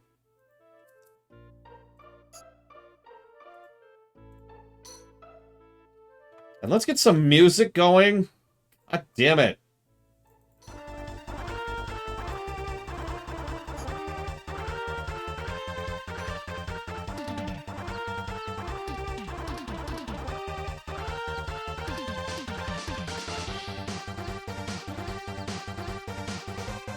You know, I've commented on this before. It's really astonishing how much my mood improves the moment I can start listening to some good music. I suppose that's just me being a weirdo, but it's very true. Okay, so let's start practicing Nothing, apparently.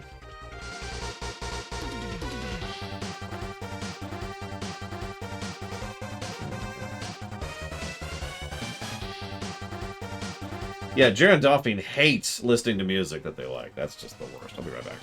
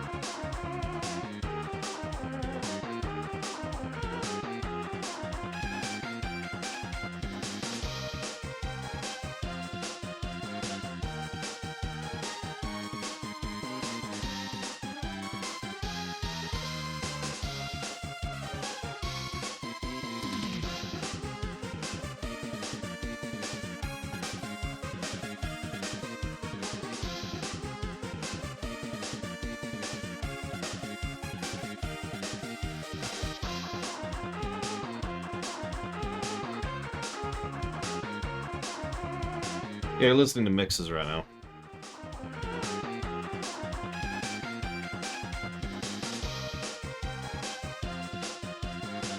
This is a remix of Snake Man from Mega Man 3.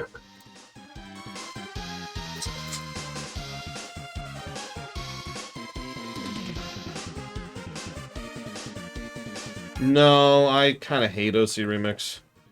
So I've sort of avoided them for about 10 years now. Something like that.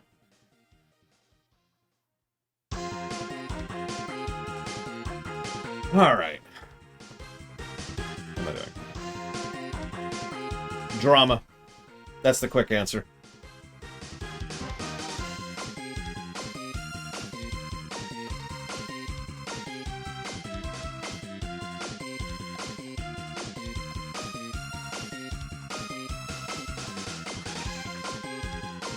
I should probably mention I was one of the original members of OC Remix when it started.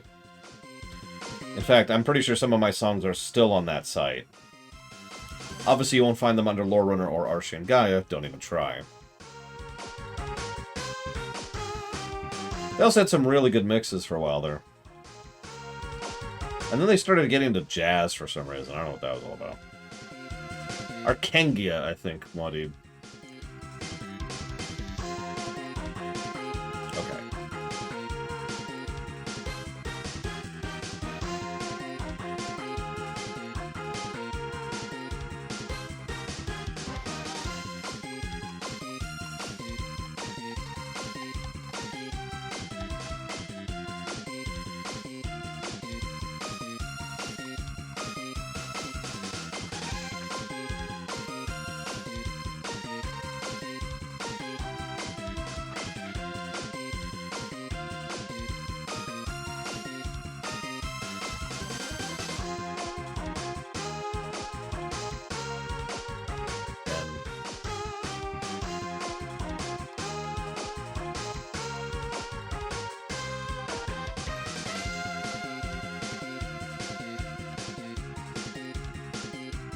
And that did cost mana, but it didn't give me expertise.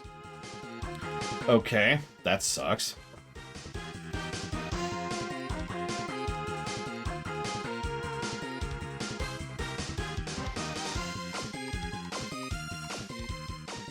Where do I grind fetch? Like, where do I grind fetch? Because I didn't get any expertise from it.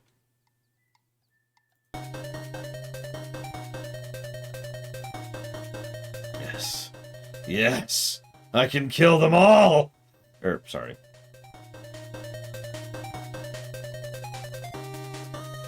Oh, hey, so I can actually get practice here. It's still only 10.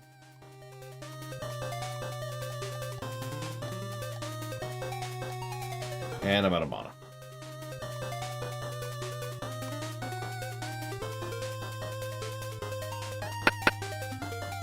As I say, Ventrilo's been out of date for a while at this point.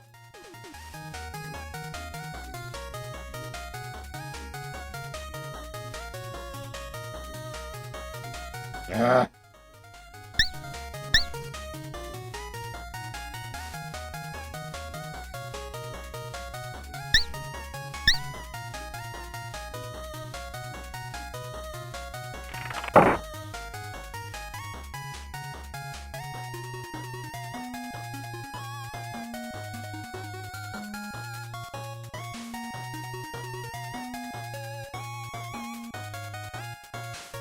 Reduces up to 13 now. So 2 more times. Nope, nope, nope, nope. 2 more times. 1, 2, and then we'll save. Put this under the Evo timeline.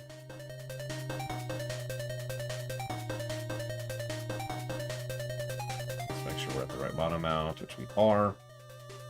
Okay.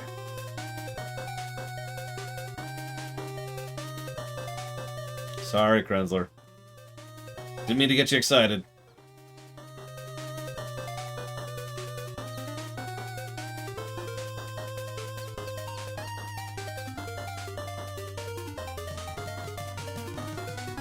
Die, monster.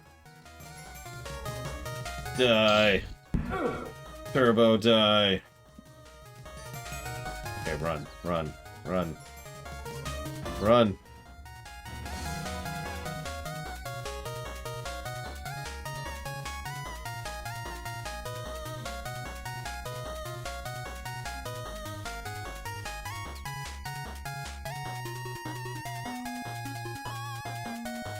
Oh god, I think I screwed up. Yep, I did. Ah! How much does calm cost? 4.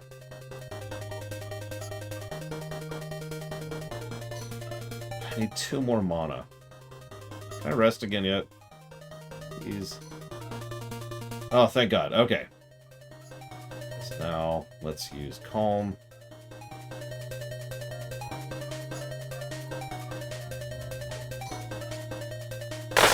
Ah! And we're dead. In Elder Scrolls 6, I expect jack, Benicia. It'll be garbage. It'll be crap. It'll be shallow. It'll be junk. Now, Starfield, I'm looking forward to. That might actually have some good stuff. Okay.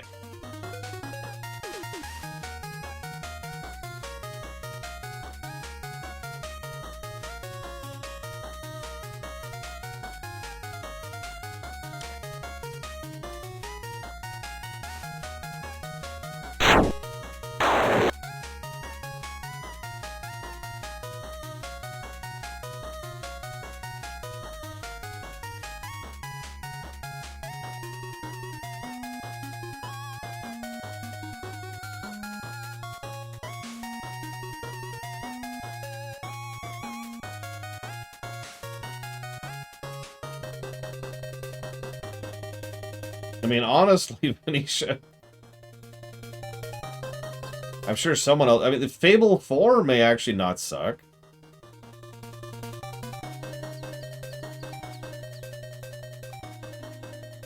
Yeah, I wasn't particularly positive about Skyrim. And I am certainly not particularly positive about Skyrim now.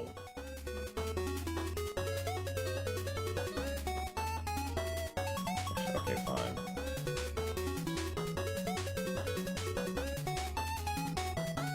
Okay, so we've rested, which also means we have some mana back, which we do. Do I like the Fable games I played?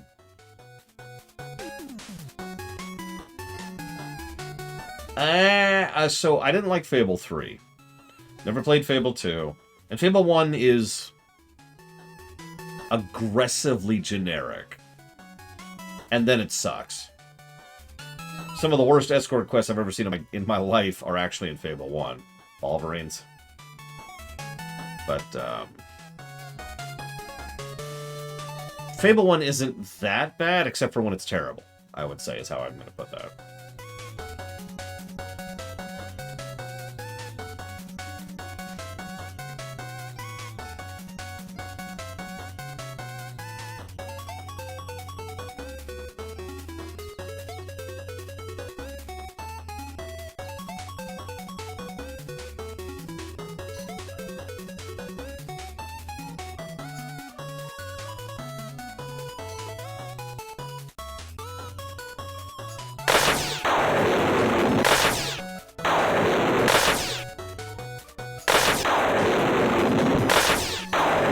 Slept.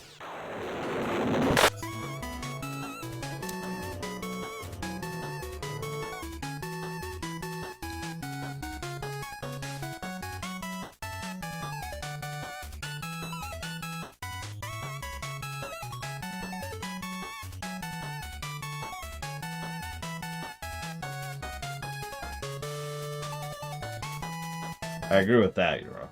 I think I mentioned that in my video about it, too.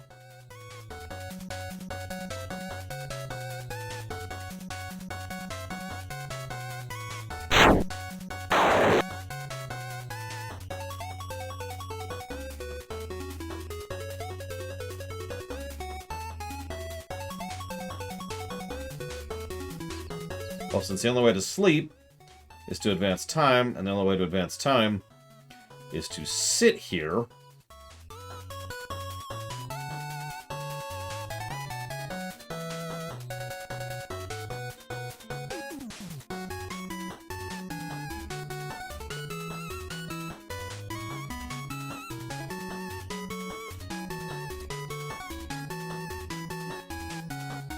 Let's hit the question queue.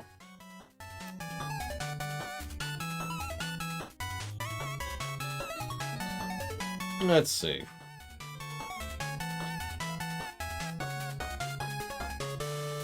Favorite adventure game with moon logic? Nope. When writing a first draft of something, do it take some time to step away from it and come back to edit later? No, I don't. In fact, I usually tend to do my second draft while I'm writing my first draft. To me, what qualifies as a bad GM? Excessive railroading, assholes, any Rule 0 violation whatsoever. So, when I say railroading, obviously nobody likes railroading. But one of the worst things about railroading for me is when, for example, let's say that I say... What's going on here? Oh, there's a song playing, that's why. Whatever. So, let's say that I have entered a town. And let's say that Venetia is GMing for me. And so I'm like, okay, what do I see? And Venetia says, well, there's a house over here and a house over here. I'm like, okay, well, I'm going to go ahead and enter the first house. And then Venetia says, all right, you enter the first house. As you do so, you pull out your sword and stab it through the kobold who is standing right in front of you.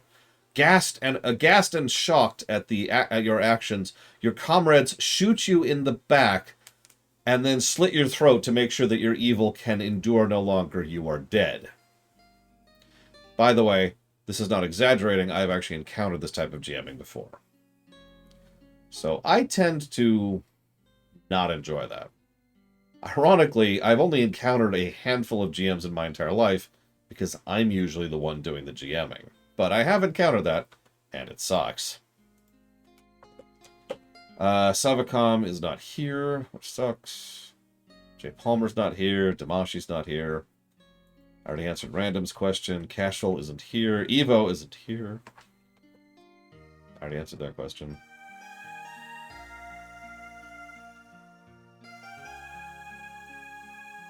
The closest thing I have ever done to railroading is... Ooh, chocolate. I've got chocolate-covered cherries if you want some. Closest thing I've ever done to railroading, and I'll actually give you a specific example. Let's say that Savicom and Evo are both playing in my thing, and you're fighting a boss. And so it's the boss's turn, and the boss turns to Evo and says, you're dead. And Evo just falls over dead instantly. That's the kind of railroading that I'll do. And you're probably thinking, Holy crap, lore. But the reason I did that is because the boss had a specific mechanic that I built into it that only allows him to kill you instantly, thanks to some lore reasons I can bore you with. But because of how that power works and was designed, the dead kind of kept operating in the nearby area after dying. So they wouldn't go away. They wouldn't die. It would be more like, ugh. And then they could keep fighting the boss on a different level, on a different layer. Now, you can only pull that kind of thing off if your players actually have some trust in, or faith in you as a GM. But it was rather satisfying to do it because they rather enjoyed that boss fight.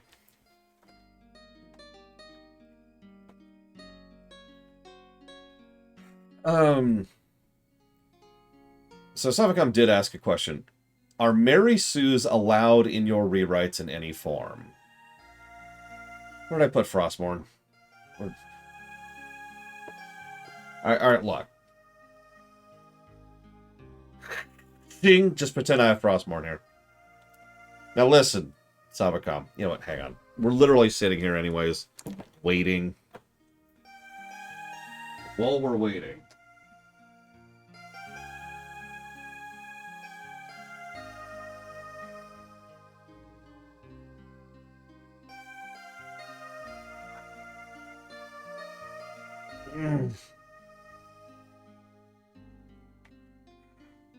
You'd have to ask them, Eva. So, Savicom. Let's talk about this, shall we? Now, I know you really want Xena to be in the extant.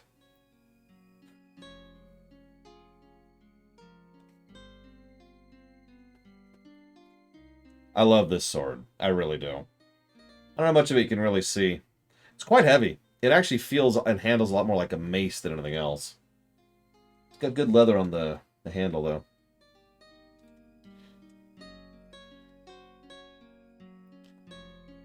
So,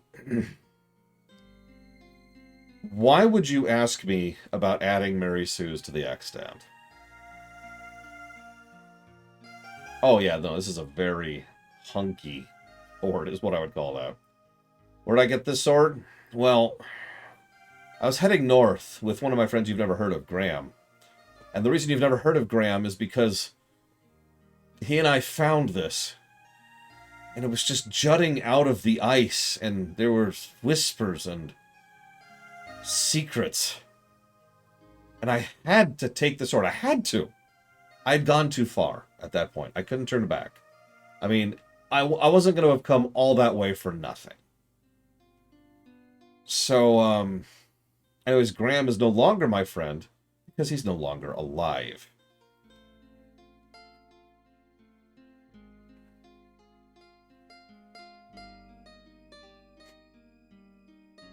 Okay, so do me a weird favor, Savicom. Not counting new Trek.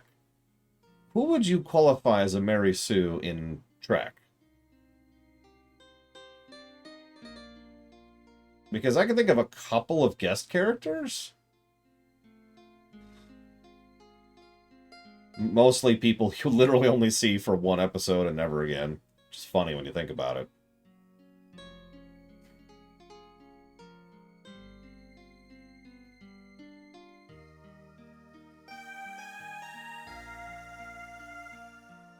I wouldn't call Enhanced Barkley a Mary Sue, although he did kind of railroad, ironically, that story a little bit. They tried to make Archer a Mary Sue and they failed. So, yeah, let's go ahead and make this clear. My definition of a Mary Sue is universally a negative thing. Cannot in any way be a good thing by definition. But that's how I define it. And if you remember, I'm a lot harsher about my definition of a Mary Sue than most people are. A lot of people will, say, oh, such and such is a Mary Sue, or such and such is a Mary Sue, when on the Mary Sue scale, they're like, down here, right? For me, you have to be up here to actually qualify for Mary Sue status.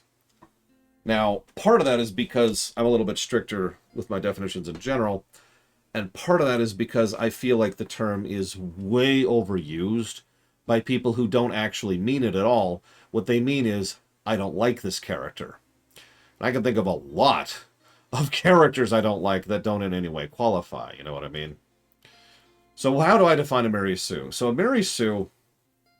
So first of all, the reason it's always bad is because a Mary Sue is just better. They're just better. I don't mean necessarily stronger, because then that would make the Hulk a Mary Sue. I don't mean necessarily smarter, because then that would make, I don't know, Picard a Mary Sue. But what I mean is they're just better than you in every way, in a silly sense of a way. They figure out things immediately. Things just kind of go their way. Everybody loves them. They don't have any flaws. They don't make any mistakes. And there's almost always an extra little bit of screw you built on top of that. What I mean by that, and I'm saying that vaguely. Yeah, no kidding, Ross. I'm saying that vaguely because the idea here is it varies from character to character, right? So let me go ahead and use a specific example rather than be generic. The Mary Sue ship is a super death doom ship that has a perfect cloak, which cannot be penetrated, which, okay, we're at step 1 here. That's not terrible. This super ship with its perfect cloak can also fire while cloaked.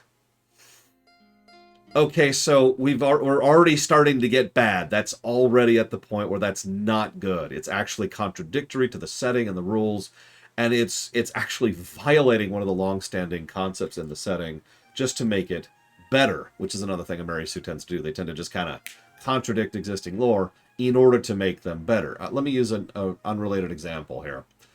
Let's say you wanted to be a mage with, oh god, what is it, like 10 paradoxes in mage in World of Darkness. I think I'm saying the specific terminology wrong, but the idea here is that shouldn't be possible. But no, it's totally cool. I've got a backstory and everything that explains how that works. Or, I mean, God, the twit face from My Immortal is a perfect example of that. But I'm getting a little bit off topic here. Let's get back to the Mary Sue ship. So we've got tick 1, which is the cloak. Then we've got tick 2, which is the world-destroying super damage weapon. It also, we're up to step 3 now, has a super weapon built in, which there's no defense against, and can destroy an entire planet's worth of life almost immediately. Okay. So we're starting to have some problems. And we've probably already reached the point of Mary Sue, but we're not actually done yet. Because like I said, a true Mary Sue has that extra little bit of screw you. In the middle of this massive battle between the Enterprise E, which is a Sovereign-class battleship, by the way, and the Mary Sue ship, there's this moment where the captain of the ship, the villain, says, "Please meet me in your ready room," as a way to show off. Picard then goes in, and there is a perfect hologram of, I can't think of his name, Shinzon, there. This is that extra little bit of screw you, that extra bit of frosting on top that just makes it so much worse, because this amazing, ridiculous, gigantic, planet-destroying, perfect doom ship also happens to have perfect holograph projection technology. Two-way, by the way. Which, if you understand anything about that, means that they have to be able to scan perfectly down to the level of like an individual so he can see Picard from his holographic projector. And also project himself there while staying cloaked and in no way leaving a signal that can be traced. And that's the extra little cherry on top of the screw you. That's a Mary Sue right there. I know it's a ship instead of a person, but you get my point. So that kind of a thing is never acceptable. And that gets to not only Savacom's question, but to Crazy Norse's. Because Crazy Norse said, "Can I think of a well-done Mary Sue?" And the answer is no. By definition, it's never going to be good. Make sense? We'll go this way.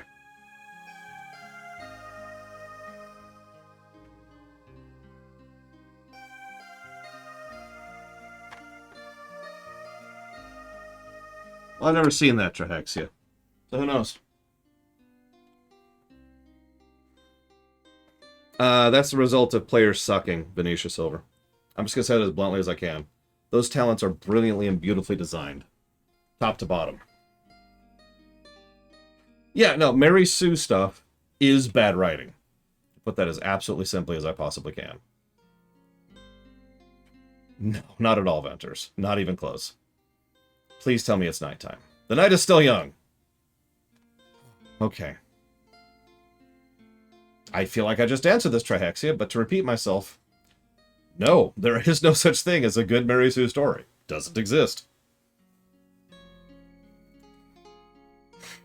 Ironically, the movie in question is a terrible, terrible movie. Rest all night. I don't consider Rey Skywalker to be a Mary Sue, by the way. But as I think I just mentioned, my definition is a little bit stricter than most people's.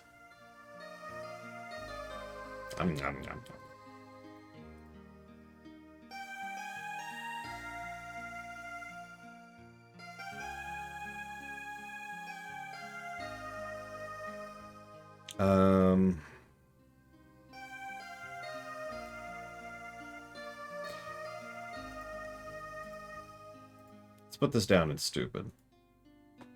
Yeah, Rey is... I'm not as anti-Rey as some people, partially because the actress, she is a good actress, but she is not given a lot to work with in that script. Those movies, just, God, they have so many script issues. All three of them.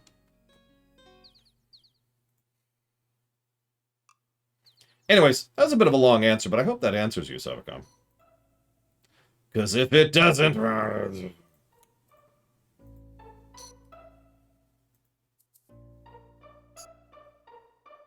Okay. So let's renew that save, now that we're here and he's asleep again.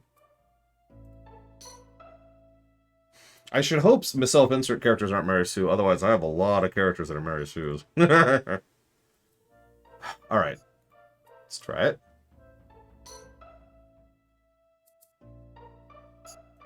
Oh, that didn't work.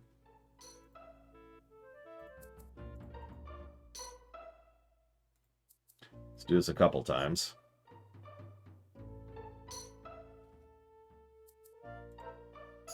Well, if you're going to do a self-insert, you're going to have to earn it.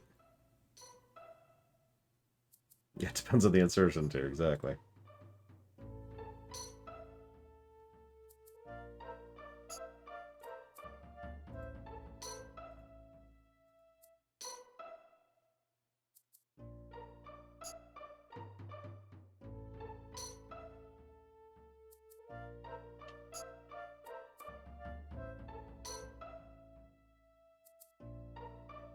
Honestly, yeah, Venetia.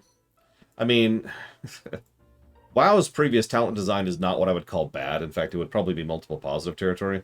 But the new talents are actually brilliant. Like, really, really well designed. Lots of nuance, lots of possible build combinations. And there's also a natural flow to it, right? Let me use a specific example. On the Druid tree over here, it's clearly divided into Feral, Bear, I forget if it's Resto and then Balance, or Balance and then Resto, but the point is, even just looking at it for 10 seconds, you can tell the kind of branching design that's there. If you start taking balanced talents, you're going to be leading to more balanced talents, and you'll more easily branch into Resto, and vice versa.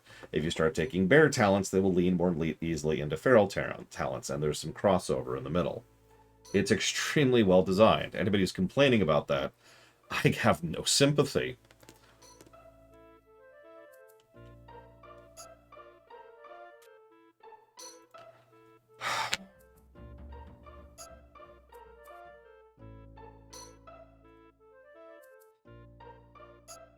My fetch expertise is 14.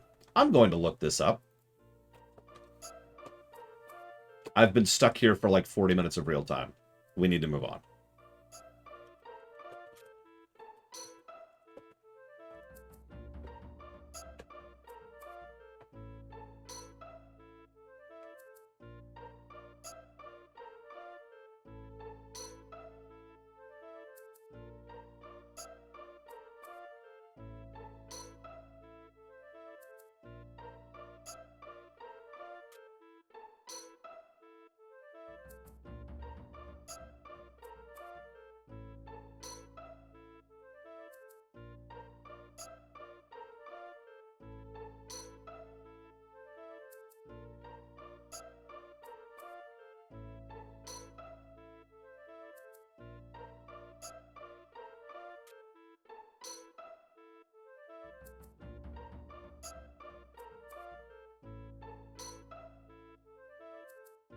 Okay.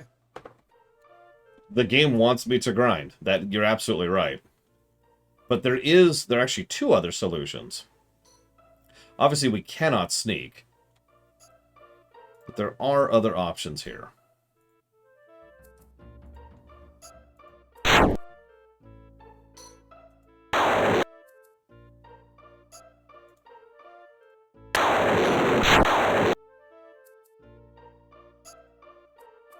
This is effectively our only other option, so hopefully it works. I don't know how much health he has. For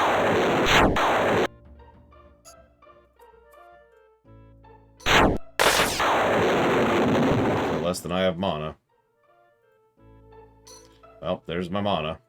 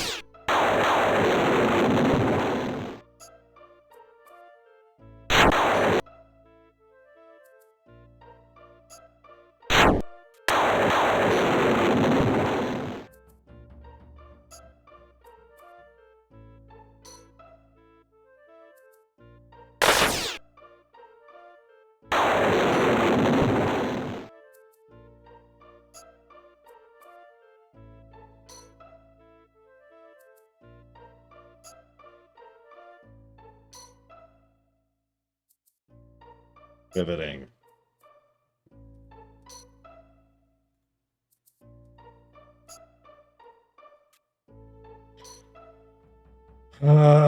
Okay, I shouldn't complain. I'm sorry. I'm just irritated at the wasted time.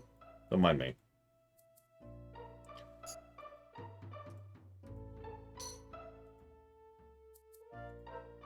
Honestly, I didn't think that would work either. I was just doing it before I was inevitably going to reload.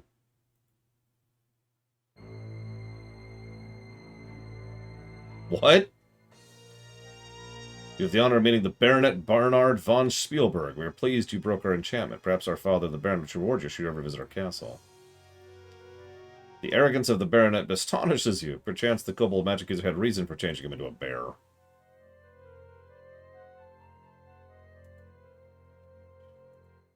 No, Savicom. But Kirk was two things when he was originally designed. He was Roddenberry's self-insert, and he was the studio's desire to have a typical television hero, which he was, at least at the start. A combination of some good writing and, I know this is going to sound strange, William Shatner actually fleshed him out into a real character over time. But if you look at those original episodes, you'll see exactly what I mean.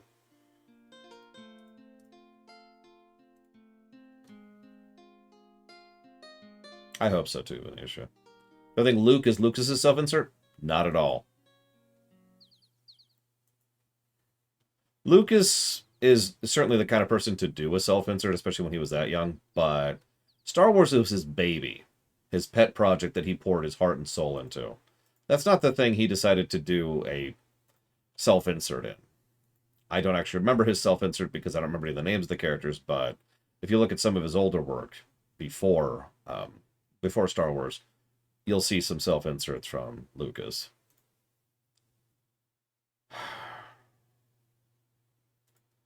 Hmm.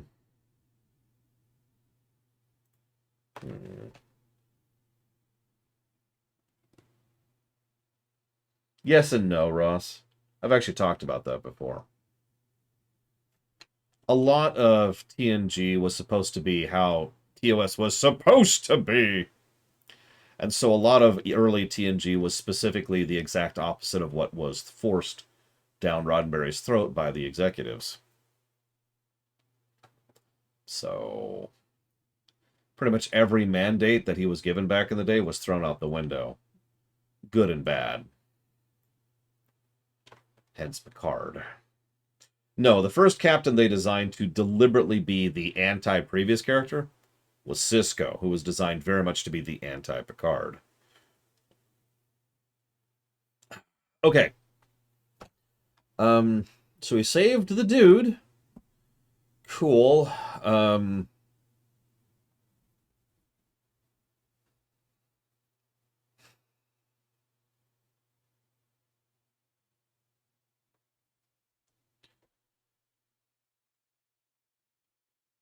Yeah, let's go. Let's see if we can turn that in. Make sure we save before we do that.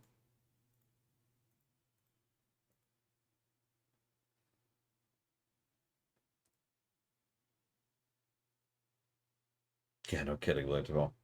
You've been expected. Yay.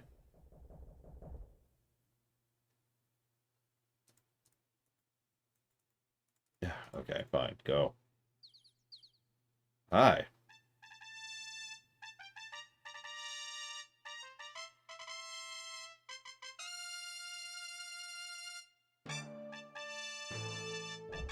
I mean, like it or not, Picard comes across more of an aristocrat, and Sisko comes across more of a working man. The irony is they both happen to be positive examples of those archetypes. Words cannot express the gratitude I have for you. Not only have you freed the Baronet from enchantment, allowed my son to return to me, but have renewed my hope that the curse may be lifted. My son, Bob, also desires to acknowledge his indebtedness. Well, I am appreciative on your efforts on my behalf. Furthermore, I understand you have rid the valley of a dangerous magic user. In order to free him, you risked your life and have single-handedly defeated the foul spellcaster. You are a true hero. I thank you. Bernard, I'm pleased you managed to kill the kobold. I sincerely hope you'll continue your valiant efforts in our lands. If anyone can rid the lands of our brigands, it's you. Someday in the near future, I can envision holding a ceremony in your honor and bestowing you the title of Hero of Spielberg. Bernard. It'd be nice if someone could finally defeat the brigands and claim the title. As you leave the castle tomorrow, you'll receive the reward money I long ago posted for the safe return of my son, as a token of my thanks. You will, of course, be expected to dine with us and be our guest in the castle tonight. You have any questions?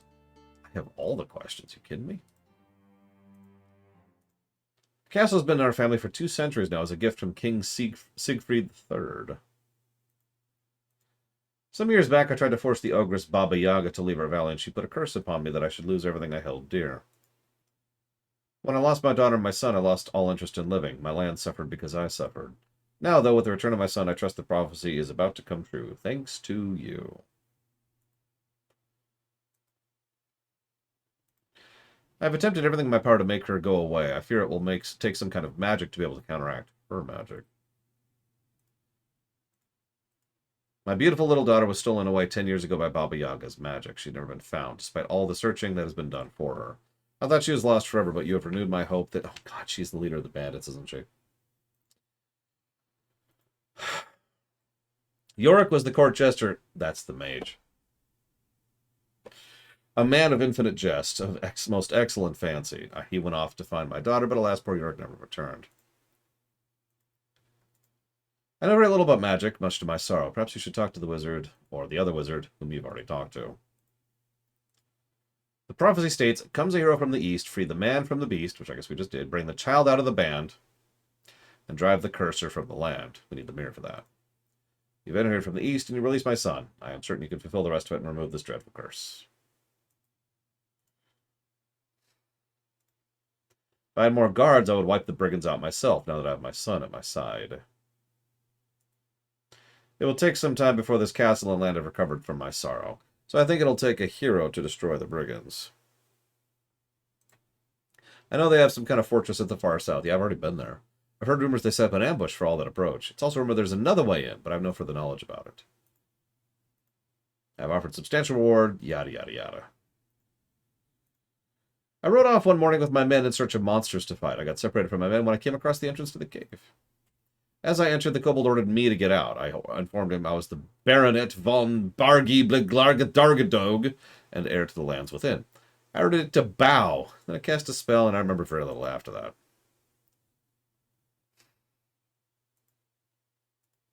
I prefer not to talk about being a bear. I will soon lead the troops against the brigands and wipe them from this land.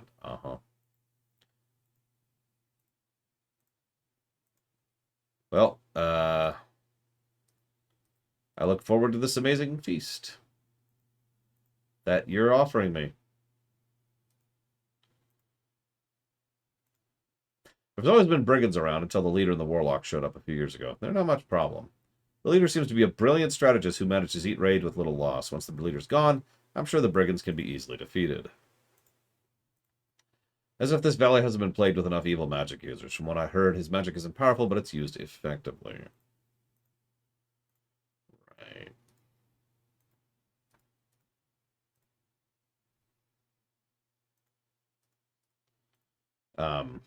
Okay. I'll put this down here. And I'm out! Okay.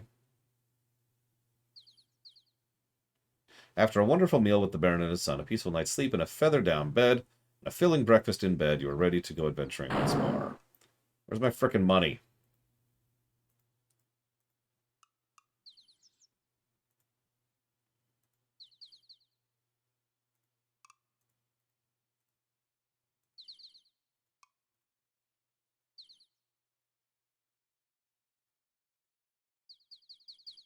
Seriously, did you just give me my money? Okay, I have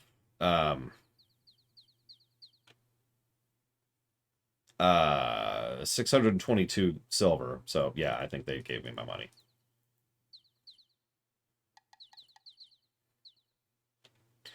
Well, let's go find the hidden entrance to the bandit camp, because that's what we got left. Then we could find the mirror. Then we could kill the mirror. Then we could kill Baby Yaga. I mean, Baba Yaga, whatever her damn name is.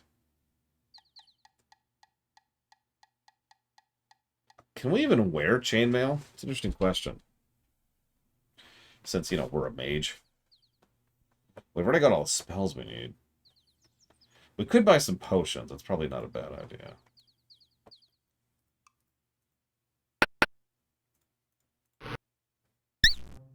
I mean, chainmail was very expensive. I remember that. Oops, right. I forgot how to buy things in this game for a second.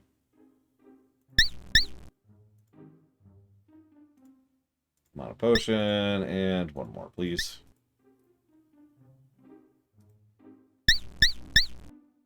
I'd also like to sell these to you, please.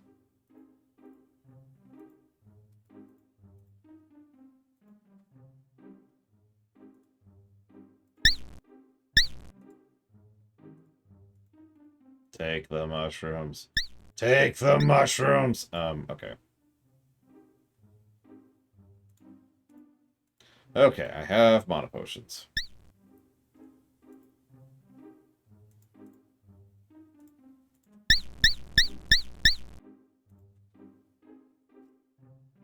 I'm almost full up. Almost.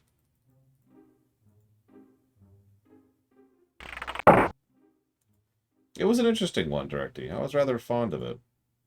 Okay, so we just saved, right? Oh, let's just save, just to be sure. Let's go here. Flip around for a second like we always do.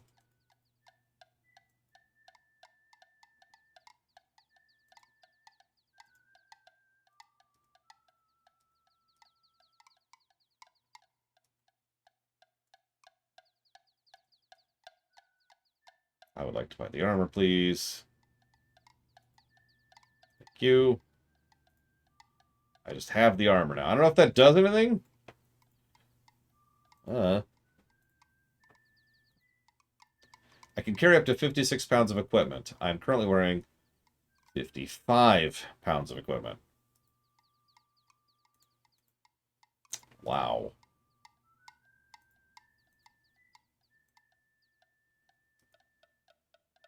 While we're here, let's leave and not do anything. Okay, so let's get a backup save. Put this under Evo. Let's go buy a drink.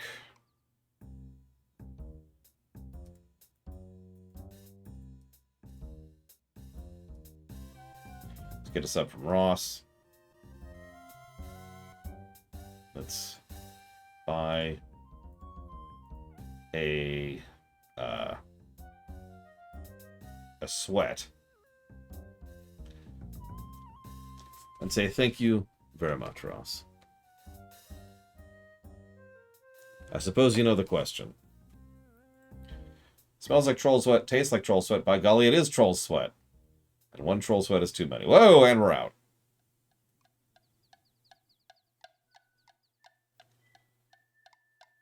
Well, someone relieved me of all my money. Now you'll have to find a way to get some money. The street is not the most comfortable place to sleep, and you have to eat sooner or later. However, this is not a good place to sleep. You're stiff and sore, and your wallet feels very light. Cool. That's great. I'm going to murder everybody in town now.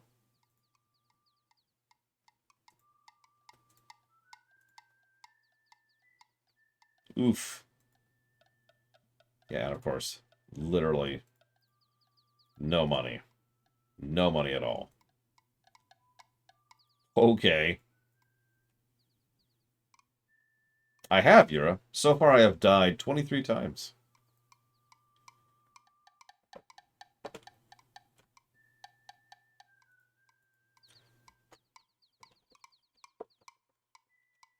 Ruminations, you got it. And, yeah, probably. I thought we were going to do that anyways, to be completely honest with you. The Season 2 thing, I mean.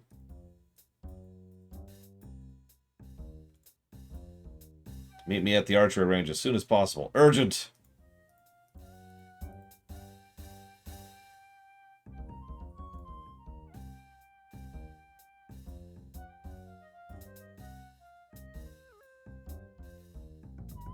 Like an ale.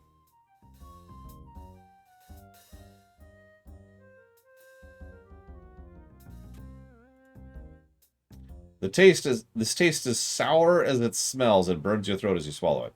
Still, it isn't the worst beer you've ever drunk. Oh, that's terrible. Alright, so let's rewind time again.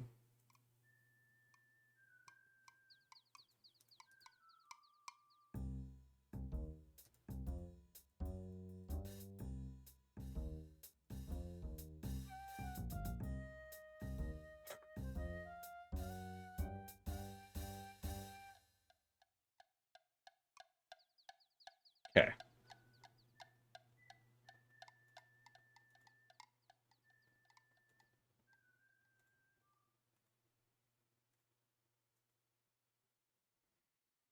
Alright. Let me pull up the map.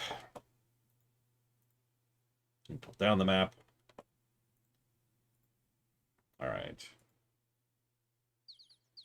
So down, down, left. Left. Left. Down. Voice of Authority. Right, right. Let's... Oh, God. Oh, God. Wait, wait, wait. Okay, we're okay. We're okay. Everything's okay. Everything's okay.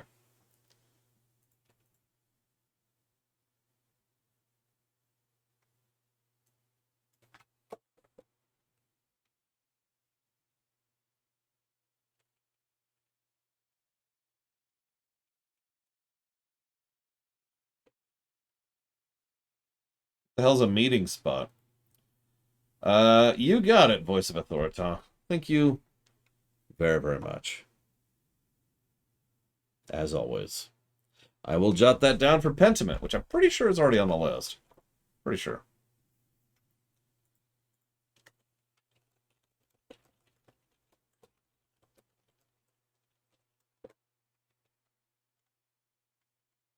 Yeah, I remember what the archery range is.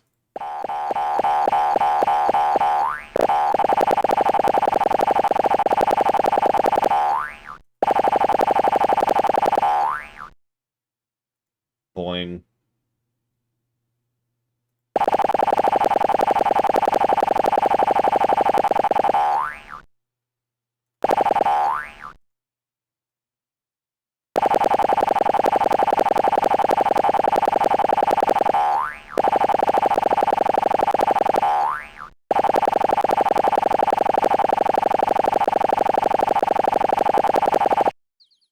Hmm.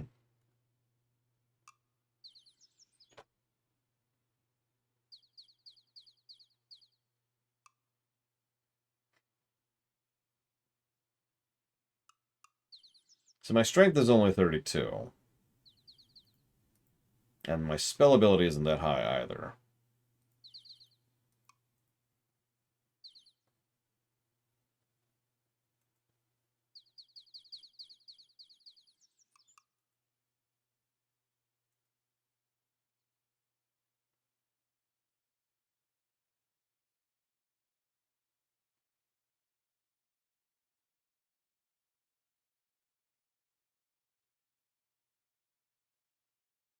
You've wasted a spell. There's nothing here to open. Okay. Good night, Grazing Horse.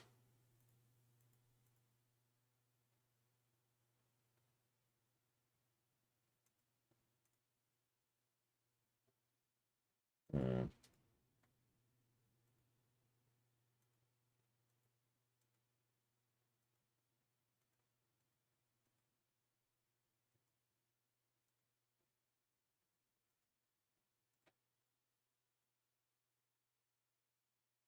Our expertise in open spell is 8.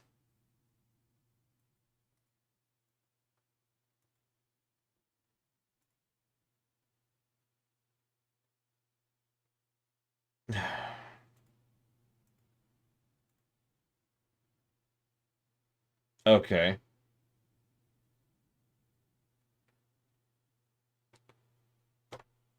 All right. Let me think about this for a minute.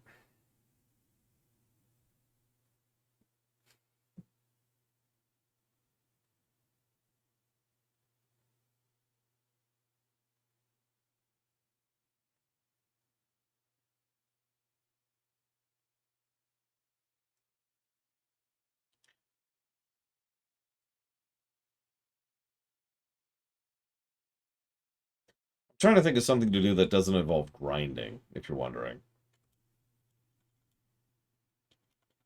Other than playing music, obviously.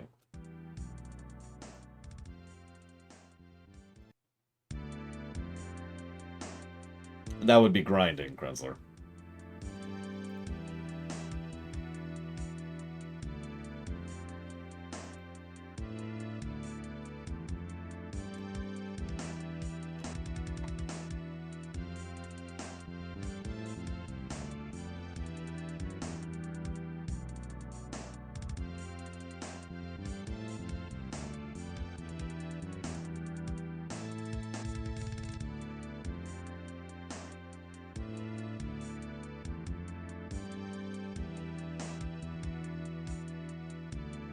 Which one, Krensler?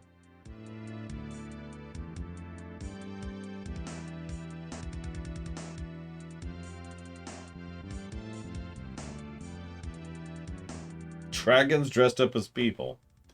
Sounds interesting.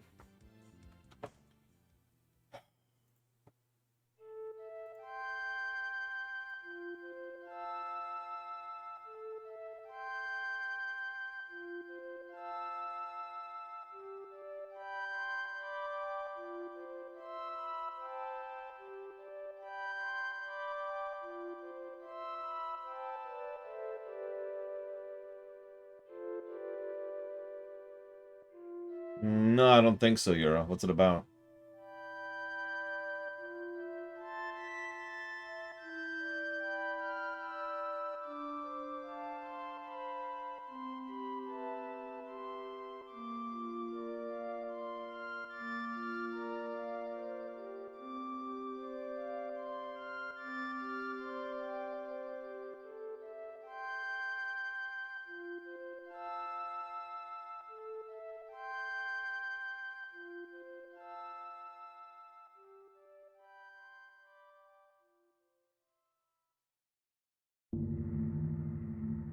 So clearly this is its theme song era.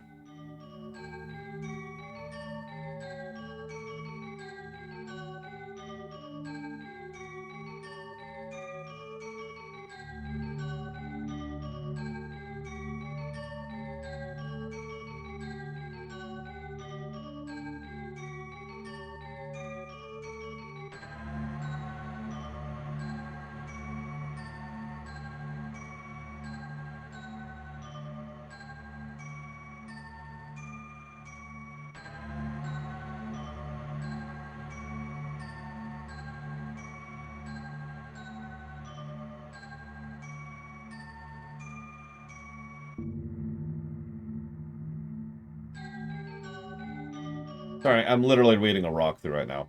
Ironically, I've been through, like, the overwhelming majority of what's in the walkthrough so far. I'm trying to figure out where I'm at. So I'm just trying to find where I'm at in the story here.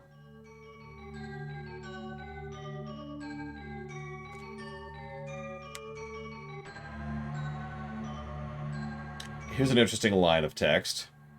You could go beat the game now, but you should try to get your skills as high as possible, especially if you want to export your character into Quest for Glory 2. I personally like to have all my skills at 100 before exporting. It carries forward skill levels?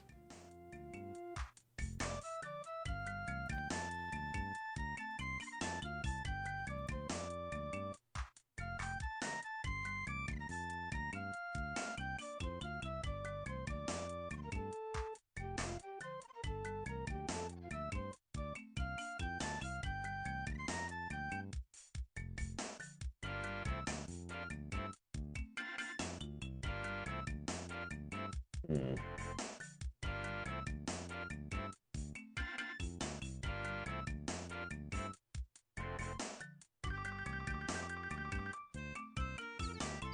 Oh, whatever. We do have a thing we can do.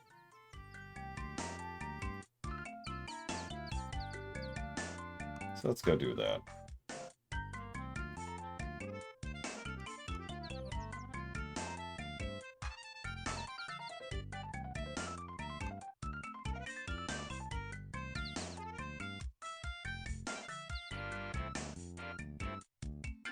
I was about to say, it's an interesting question.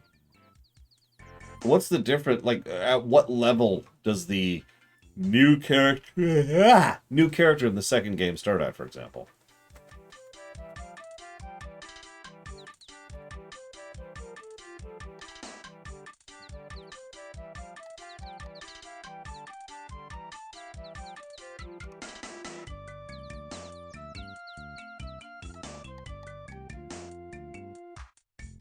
Hmm.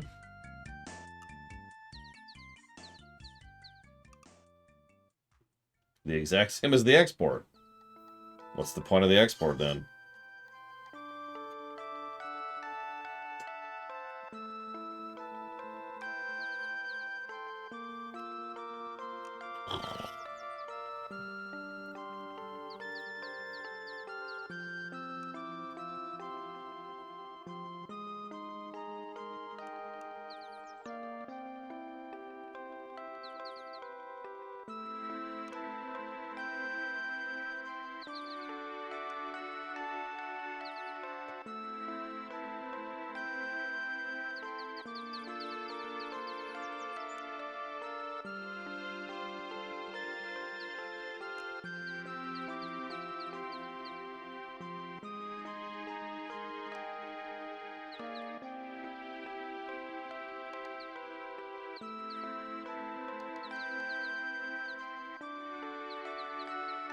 Still mid-morning.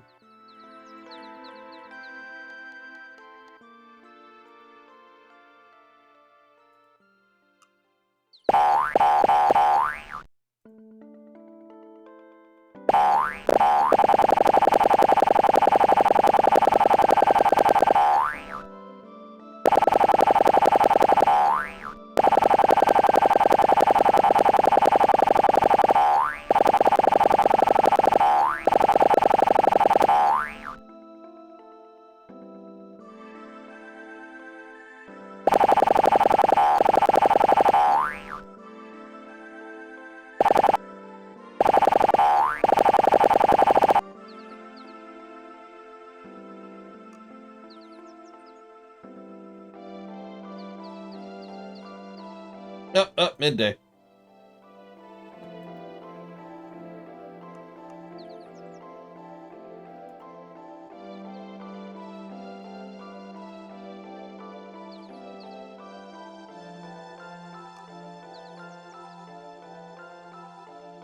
Whoops.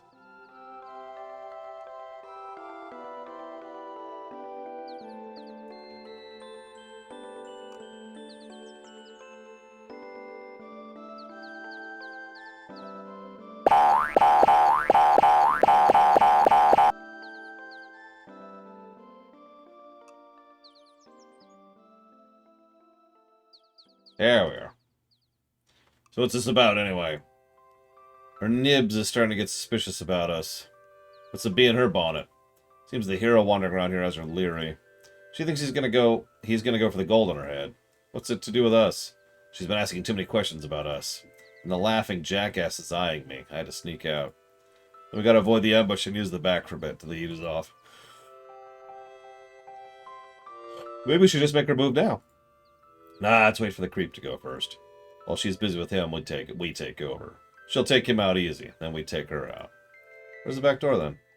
Where the bouncer hops around. Get your key still? Yeah. Don't lose it. I got the only other one. I'll have to search the rock for the keyhole. Remember the word. The word, what lets you in so that Fred goes away. Hidden Goseki. Say the word before you go in the door. You might make Fred mad. You don't want to make Fred mad. I can go back for the chief, Mrs. E. Back in a bit.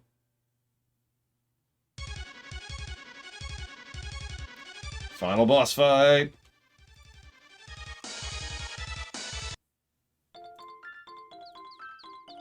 Alright, so, now that we've successfully reached some point of something, let's cast. Aw. How do I, like, kill him? I guess we can just do that. Die, monster.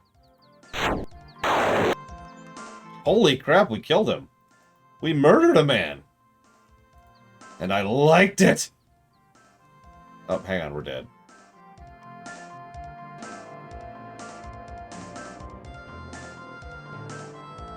What? Ha? What? We just got, like, railroad death there. Okay. And we just got killed again! I'm a little confused by that, actually. If I'm being totally honest. Okay, now let's murder.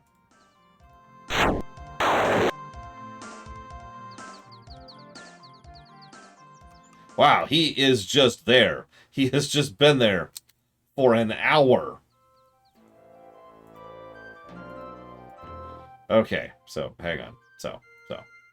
Murder.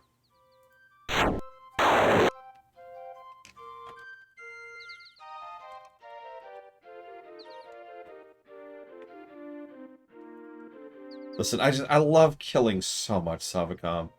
I don't know what I would do without my killings.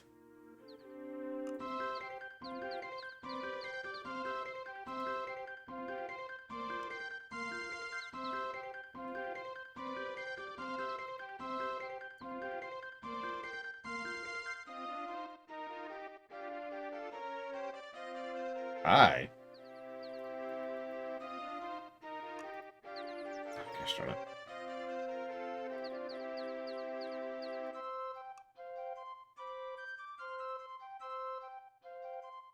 What?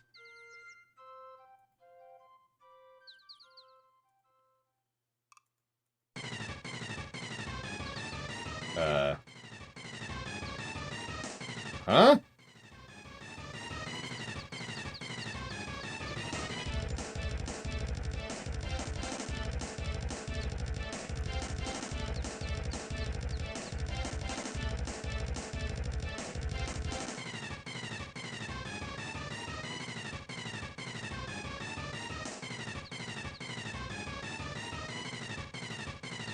Okay.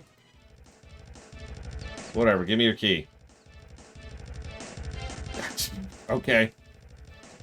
Alright, now it's time for Death Destructo terms. Who's ready for the most terrifying boss in the entire game?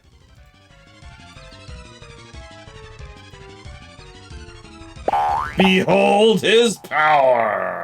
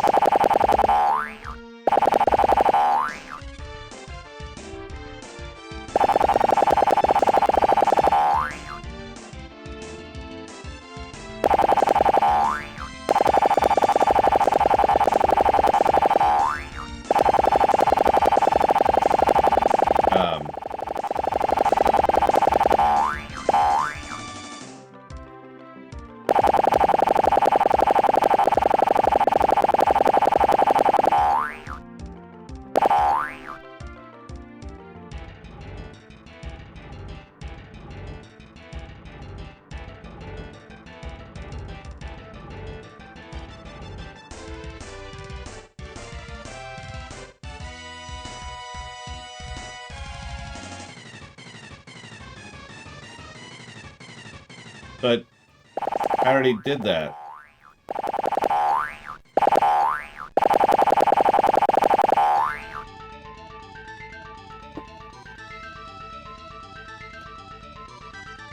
My strength is 32.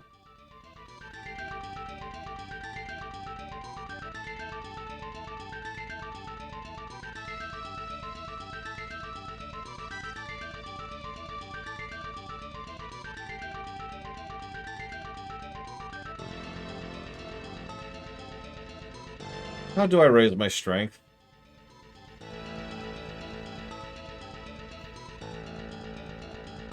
Got it. Stable. That's what we're gonna do.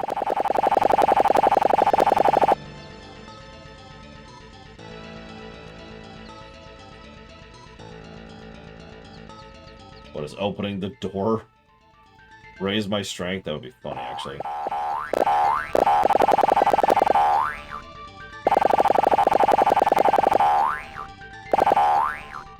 Hang on. Let's check a couple things here. So we do have some stamina, and our strength is still 32.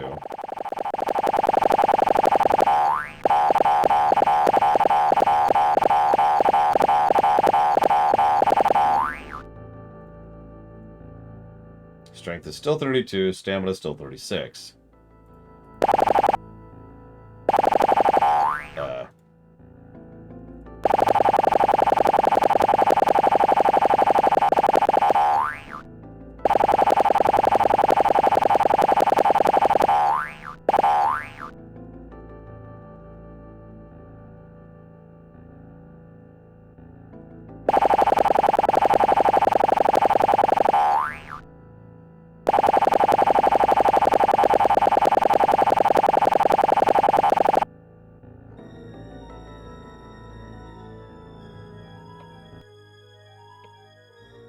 As your eyes adjust to the darkness, you see by the light of the fungus that this passageway twists its way through the mountain.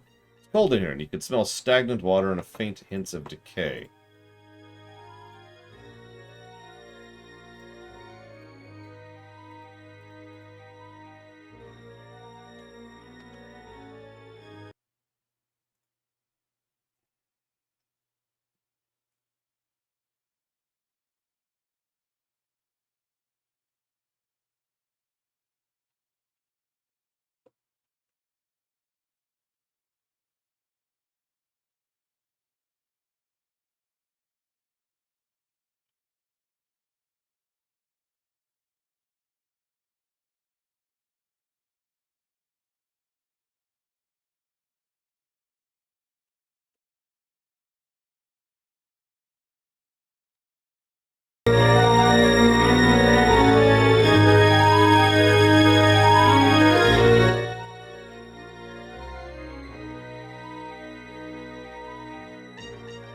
Okay. Your constant drip drip of water. Cool.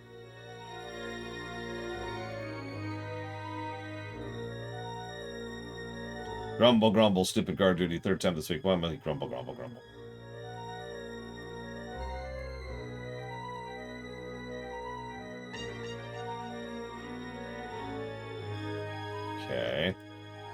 Good ears, but poor peripheral perception.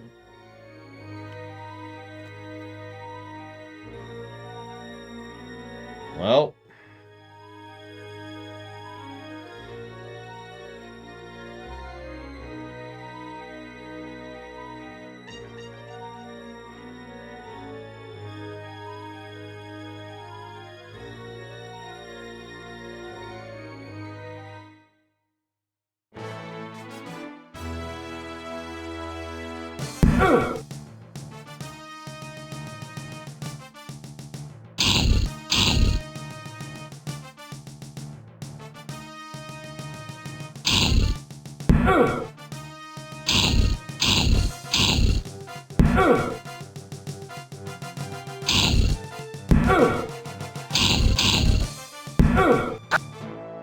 And we're dead.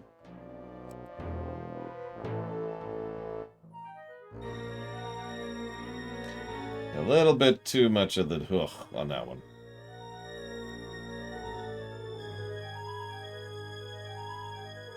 Let's try that one more time.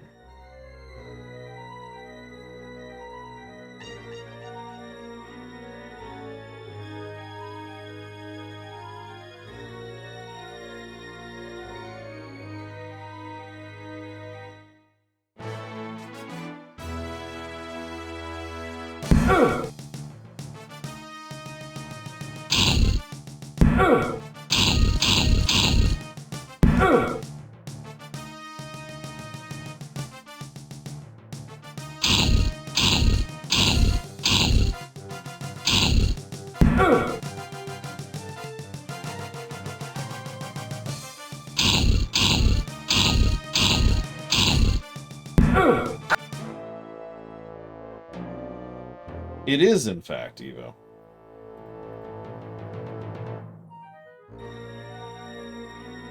Okay, so calm doesn't work.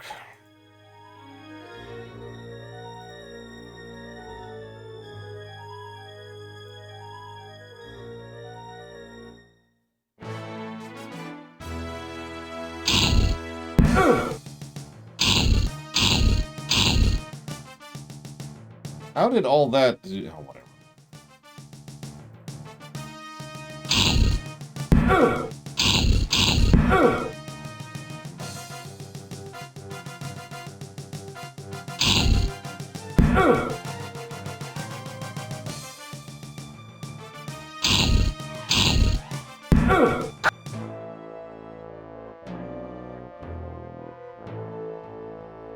Well, you see, Yura, it's very complicated. Only big-brained people can understand the extremely phenomenal combat of this game. Which is why I have no idea what the hell I'm doing.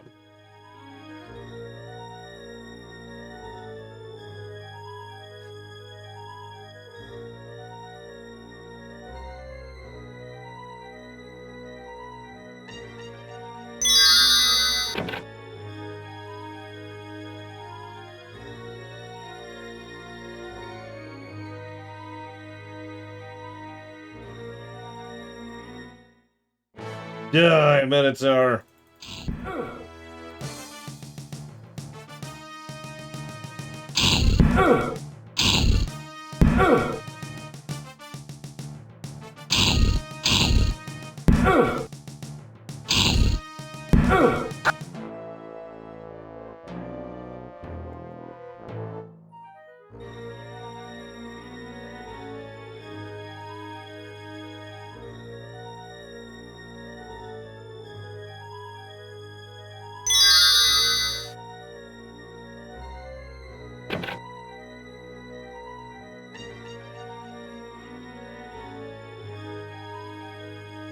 Or Evo.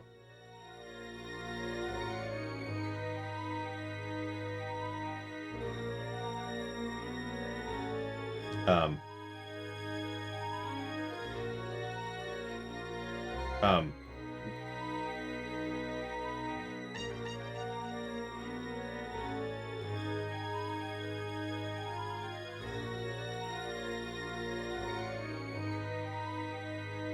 I didn't realize we were a folk dancer.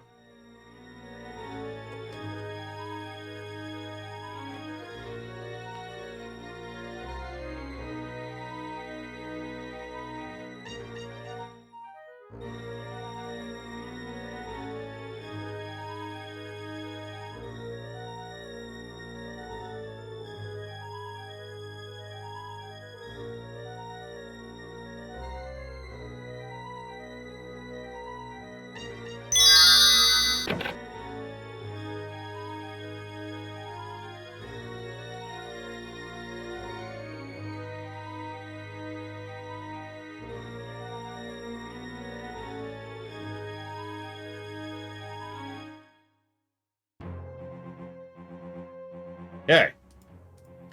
We have successfully made it past one screen.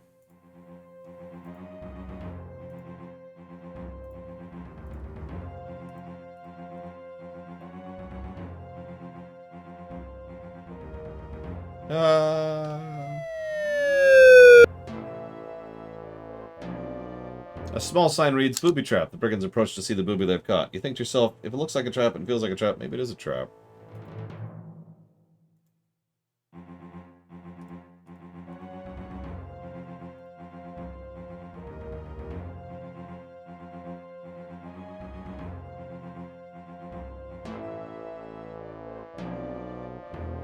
Quills run up your spine as you realize those large porcupines down here are really other heroes who collected arrows the hard way. Okay. Yeah, let's stop running, first of all.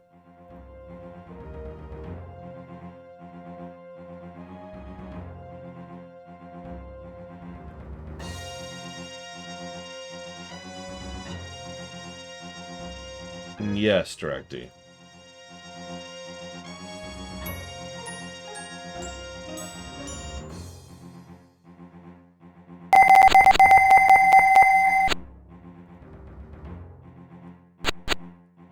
Move, you idiot.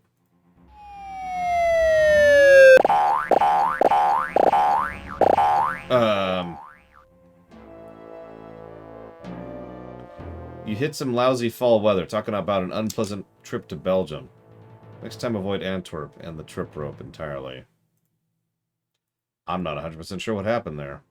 Oh, I see what happened. Okay, hang on. Hang on, so let's stop running again. Up here, over here. Then up.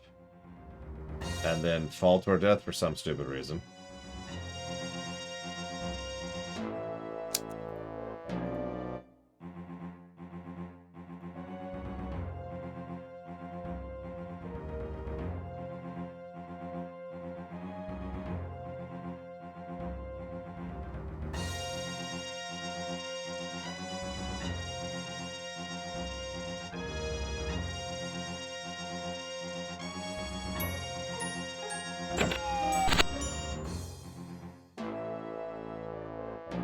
An abridged ending. I scored that about a 3. Those diving lessons were a complete waste. Maybe we should have taken up bowling.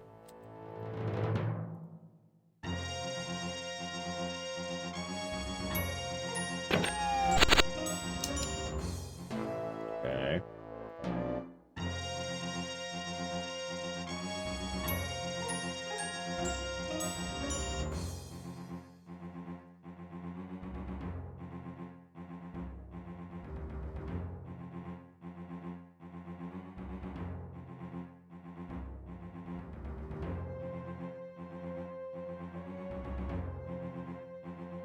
Wooden tables, benches, and chairs fill the space of a brigand meeting area.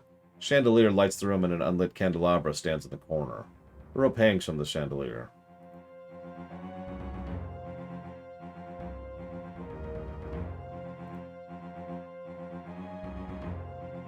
Alright, Dagger, it's time for you to finally make your move.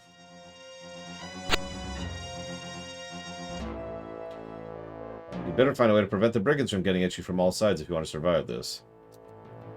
Okay.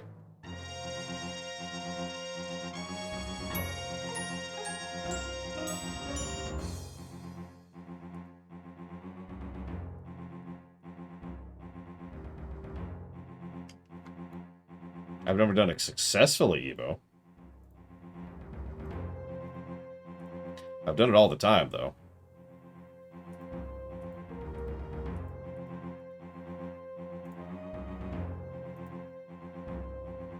Leave the rope alone for now. It's serving a very important function of holding up the chandelier. Okay.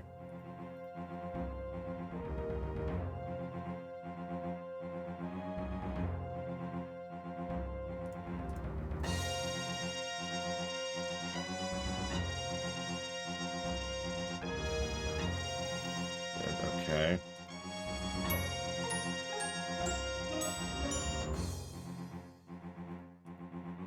And we're dead. You're half right, but completely dead. There's still too many brigands for you to fight here. Thank you, Zlartek. As always, I will jot that down for the messenger. Yeah, this is very trial and error-y, which I'm not a big fan of in my puzzle design. This might be the first puzzle in the entire game that makes me go, eh.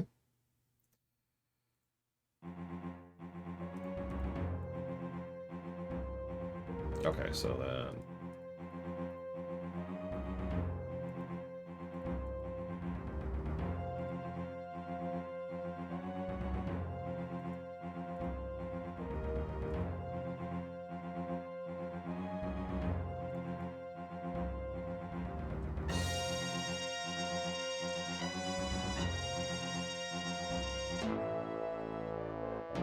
Maybe letting this brigand see you block the door with the chair wasn't a good idea. I'm giving this a negative. This is straight up trial and error. No deduction, no logic. Just try something and fail, and it's clear that the death messages are designed to push you through it, but that just means the way to get through it is to fail and then read the message and then fail and read the message. That's not good design.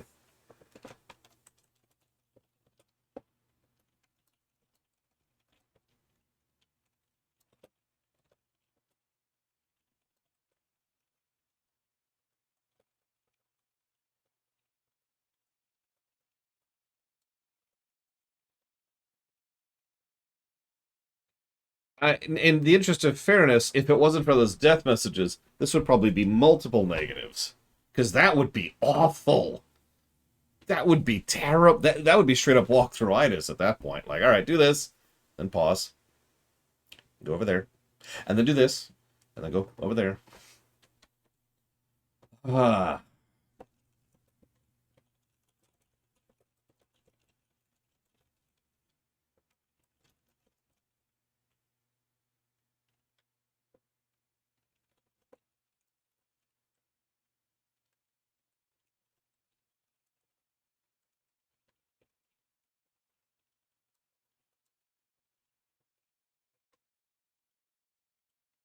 Okay, so, ahem. So we go in. Close the door. Over here. Wait.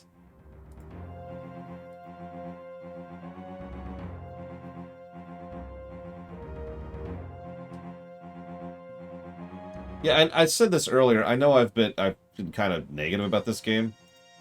But honestly, a lot of that is due to this game not...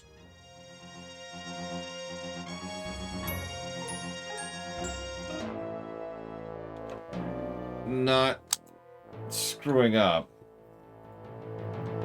in ways that other games of this type absolutely would have, you know. It's been avoiding the trip falls of this kind of design the entire game.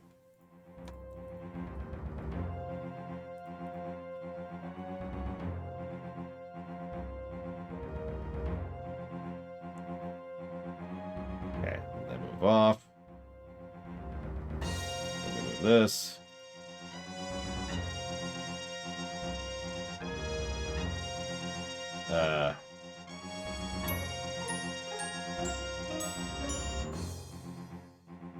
And then die. Well, that didn't work at all. Okay, cool. Back in.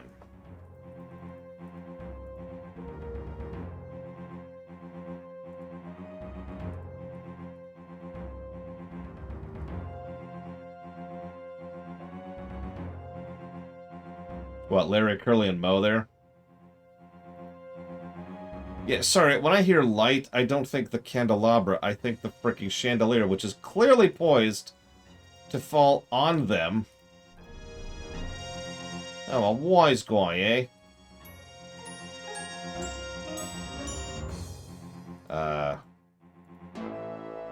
And we're dead.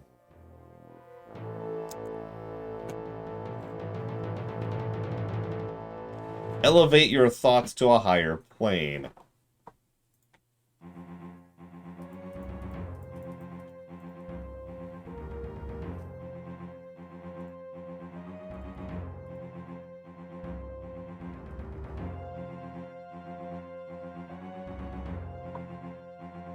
Come on.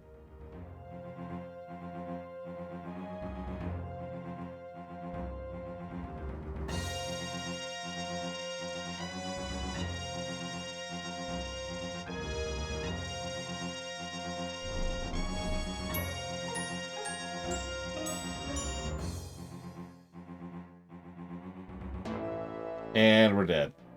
Who'd have thought that guys could look so that stupid could figure out to go around the table before they ran all the way up to the fallen candelabra?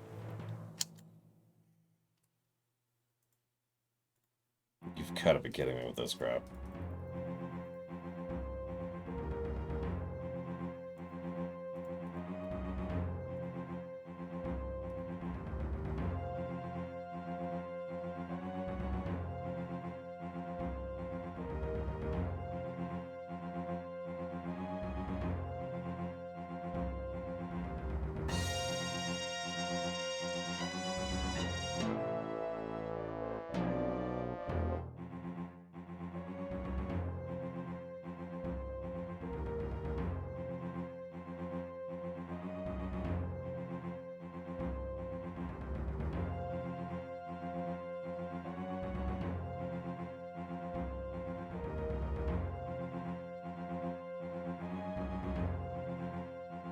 This is great, because I've got Zalok saying this is the worst room in the game.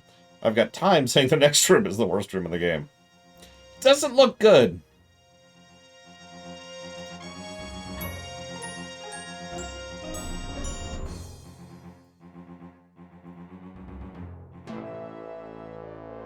Die, dry, Nachtlentoff grab you off the table. You should have waited until you're out of reach.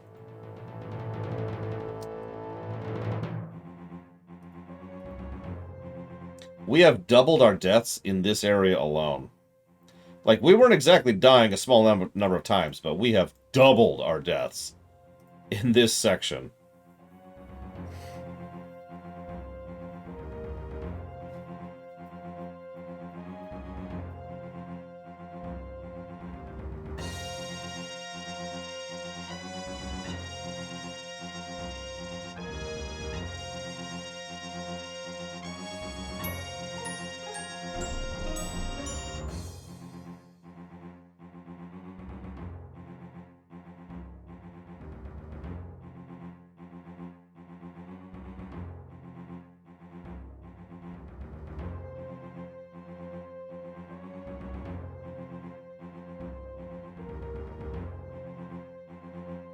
Okay.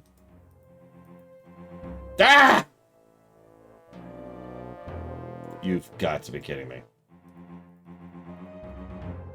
Okay.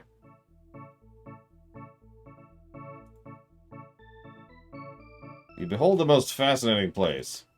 A person labeled me speaks. Abandon mope, all ye who enter here. Job hunting or just sightseeing? I foresee a brilliant future for you in the fall. If you've got something to say, speak fast or forever hold your pieces. State your case before I state your estate.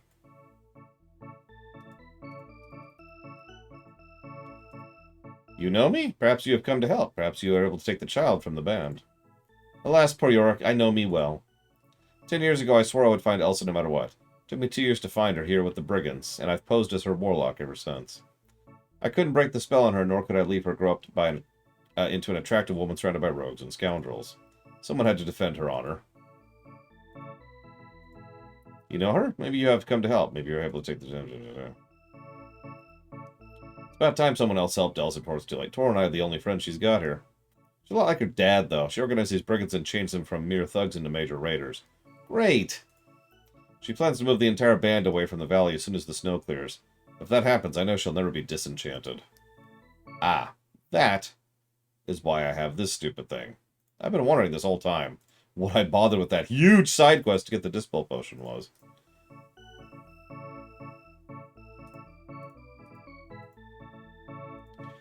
I'll protect the brigand leader with everything I got. That's no laughing matter as I get madder. This room is my way of keeping the brigands from bothering the leader about raises, since it tends to raise the brigands. I designed it myself. The place has people rolling in the aisles. There's plenty of doors. You wouldn't want me to spoil your fun now. Either you'll figure out before the end, or you'll end before you're out. This fort is the brigand's palace. It's been well constructed. Yeah, who made that happen? Like, who afforded that? Toro's the Minotaur that guards his fortress. Elsa found him when he was a calf, and he's kowtowed to her ever since. He guarantees the brigands won't give Elsa any bowl. You know about the enchantment? Then perhaps you've come to help. Perhaps you... Elsa doesn't know who she really is. That's part of the enchantment. When Elsa was left with some brigands 10 years ago, all her memories were taken away from her. I borrowed a magic mirror from a friend to try and break the spell, but it only works when spells are cast directly at you. If you're going to be the big hero, I hope you brought a dispel potion or something. You must know the Blade Braggart. He used to show off in the castle courtyard all the time. Elsa once asked if Rapier Ruler would teach her the sword, and the sword boar told her he would not waste his talent on females. She came to me in tears. After all, she was only 9 at the time. She can teach the old weapon windbag a thing or two now. Her arm is true, and she's truly disarming.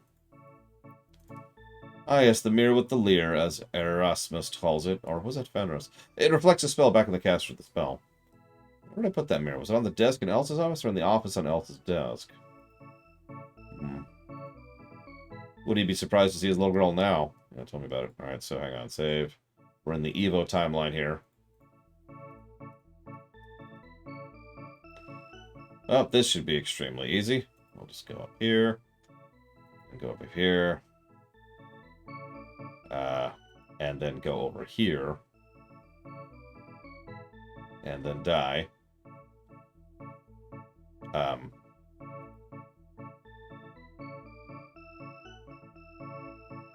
Interesting.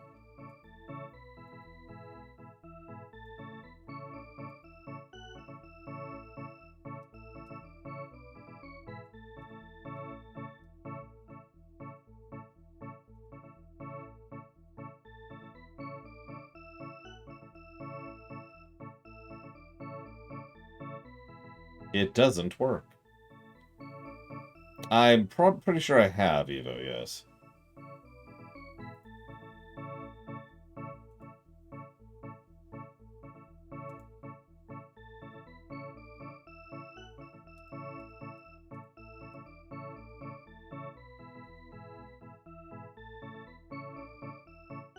Whichever one came out in the 80s, Evo.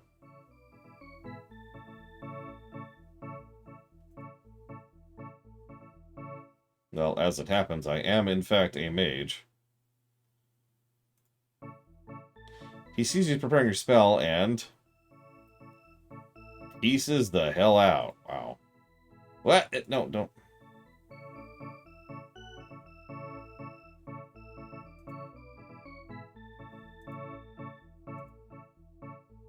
Oh, come on. I totally could make that before. Oh, whatever.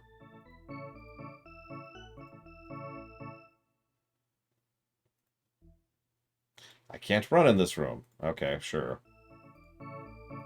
Look, I can make... I can make that! Alright.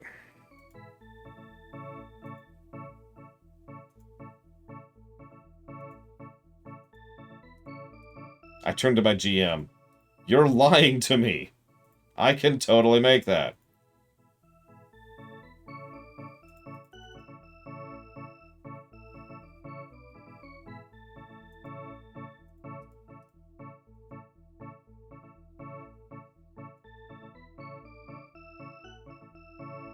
I have no positive memories about it, Evo, if that makes you answer the question that I gave to you, that you positive... Look, I can't talk, okay?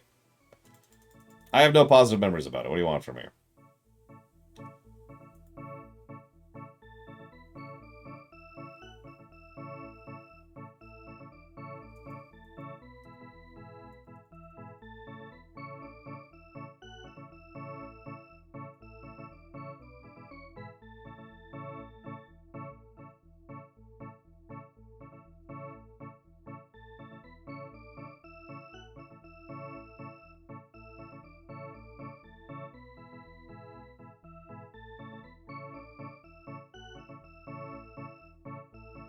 I already tried that. It wouldn't let me. Time lost. And I just lost my potion.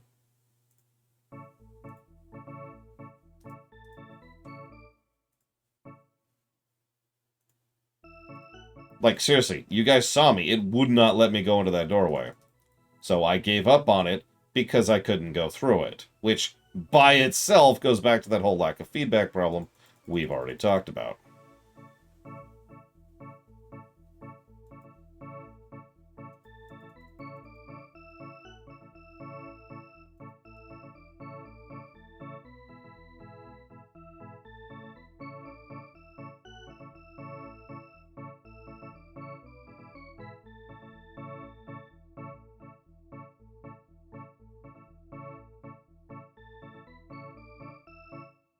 Am I just soft-locked if I accidentally fall before I do it first? Because that's sure as hell what it feels like.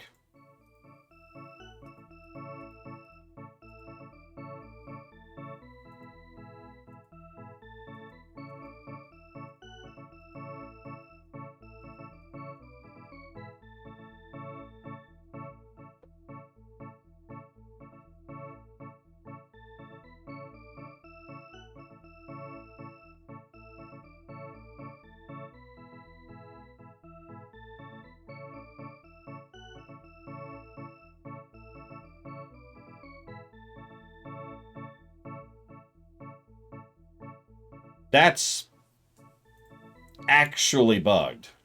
Like the fact that that's the only time in the entire game, what are you doing?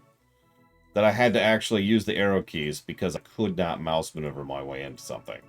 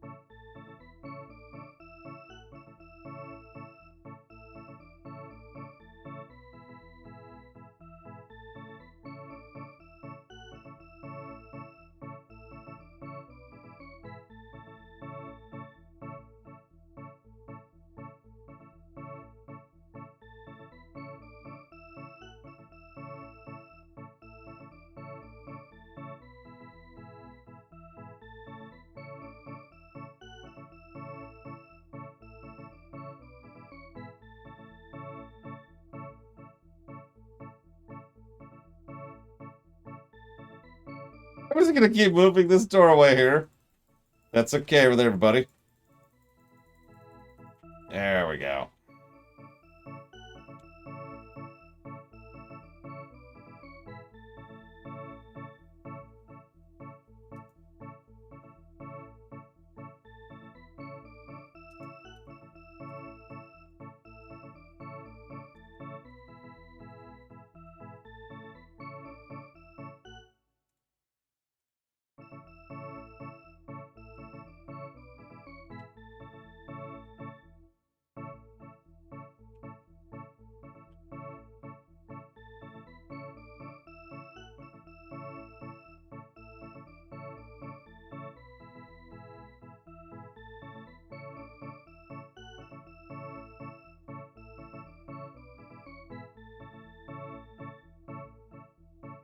Why am I stuck?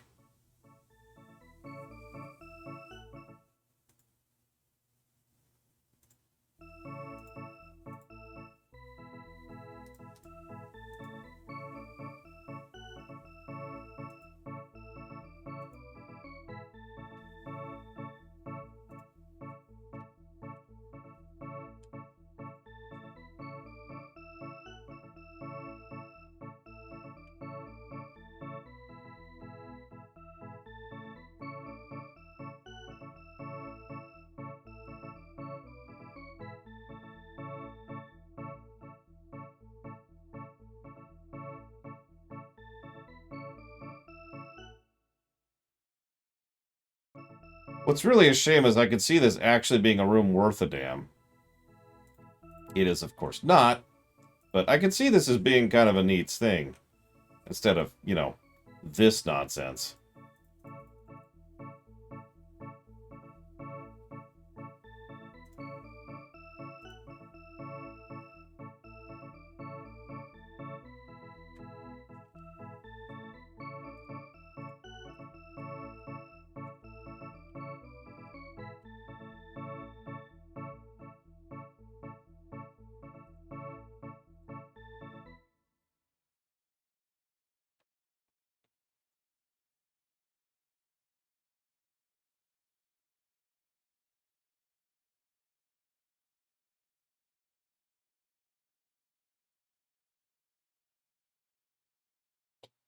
So, the previous room had mitigating circumstances that made it less bad.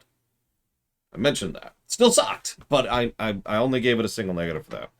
That room does not. I'm giving that room 2 negatives.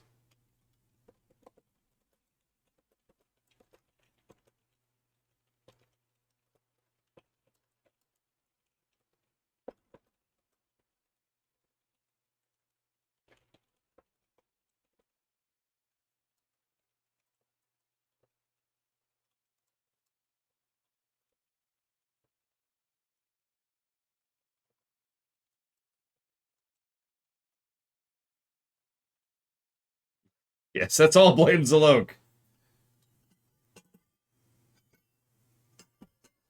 Don't do that. Zalok's cool.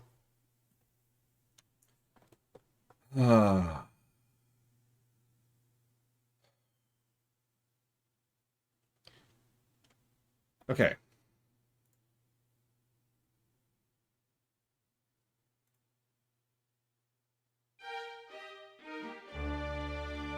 Uh, uh.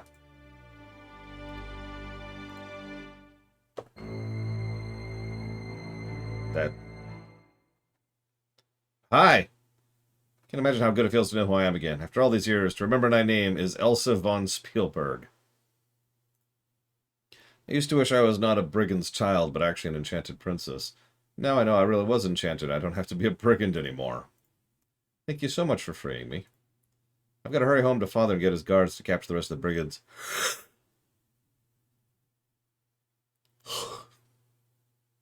Before they manage to escape with the treasure, it must be returned to the rightful owners. Yorick, I'm me again.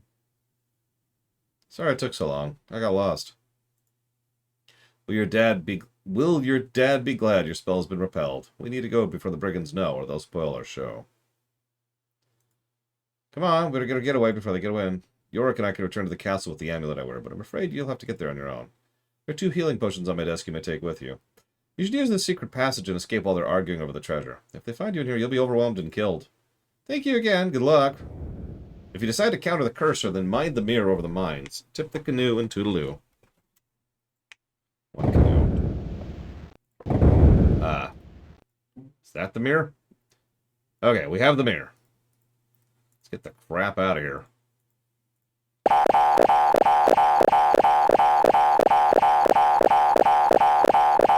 It's fitting that this is what greets us after all of that.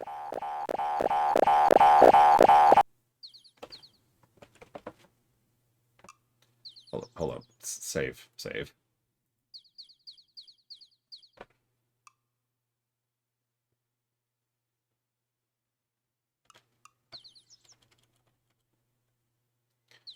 Okay, where are we? We are close to where I want to be.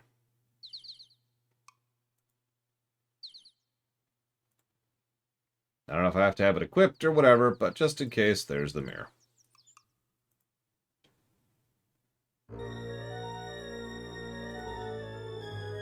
You again? Do you really want to go back in there? Yeah. Hungry. Hungry for some frog meat. Yeah.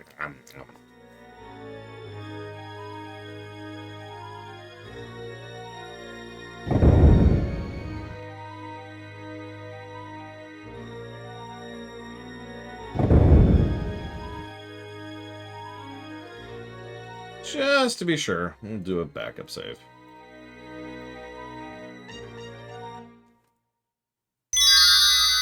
You again?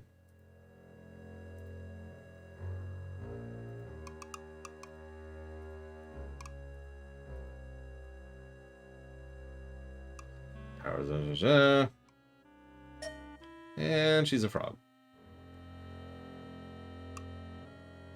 The witch is hopping mad. What have you done to me? How dare you use my own spell against me? Oh. Hear me, elements of air and wind. Give me the power to save my own skin.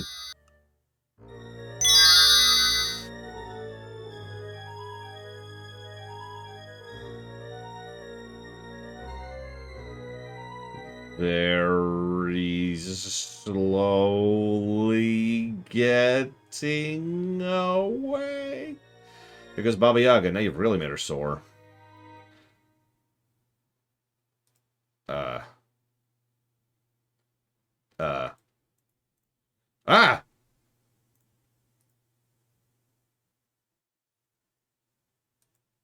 Game? Um. Is, is that it?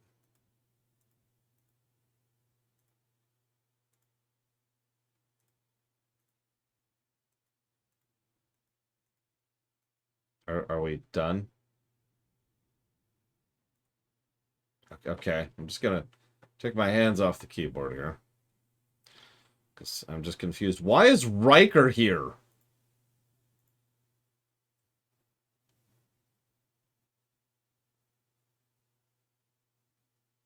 You have defeated the brigands and become the true hero of Spielberg. Thus, the hero from the east freed the man from the beast, saved beauty from brigands' band, and forced Ogress to flee the land.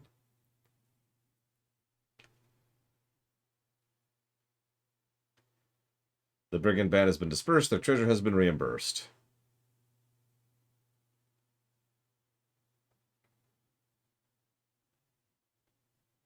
And so, with Katas and Abdul adieu, you bid the Valley of Fond adieu.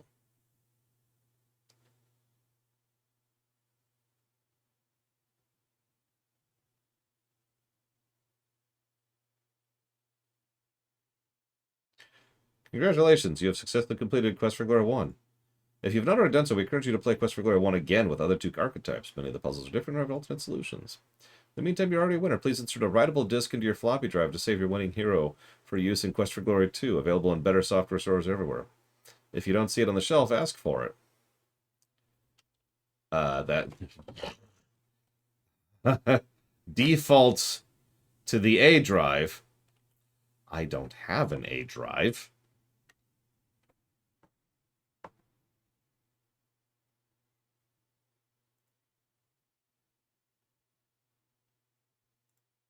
I've been told to rename the file. Okay, never mind.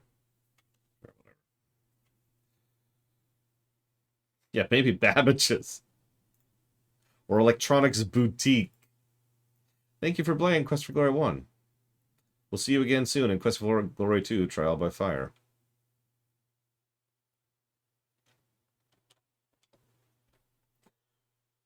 Well, that was a game, I think.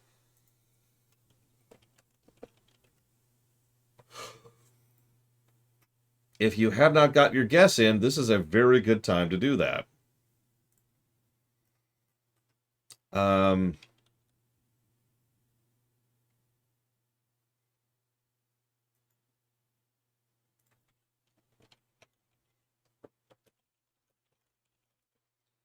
I gotta see this 1 minute speed run. There we go. Quest for Glory 1. That's the one I want.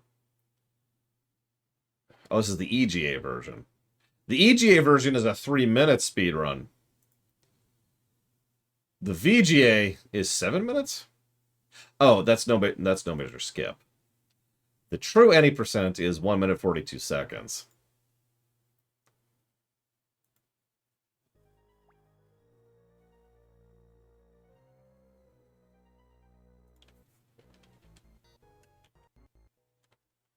Hang on. All right, so give me a minute. No, it was negative 15 on Falkenstein. I know I'm hard to understand, but I shouldn't be that hard to understand. You were, or maybe it was negative 12. I don't know. It was something you were very close to. It was, dramatic pause.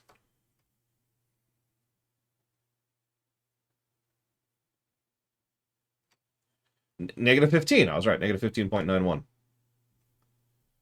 I'm not sure you got 72 out of 15, but again, I am terrible. So that's probably where that's coming from.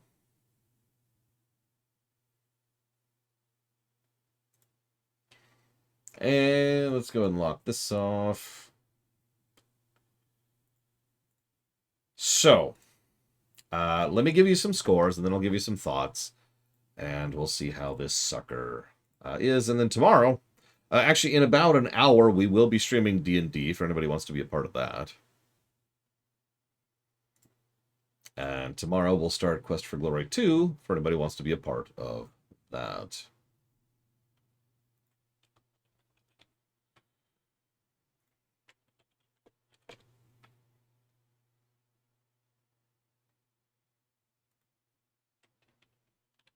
It's a pretty cohesive game. I actually agree with that sentence. It's massively flawed, but I think most of that has to do with the fact that it's an old PC game. It'll be on Guido. Twitch.tv/GWYDO.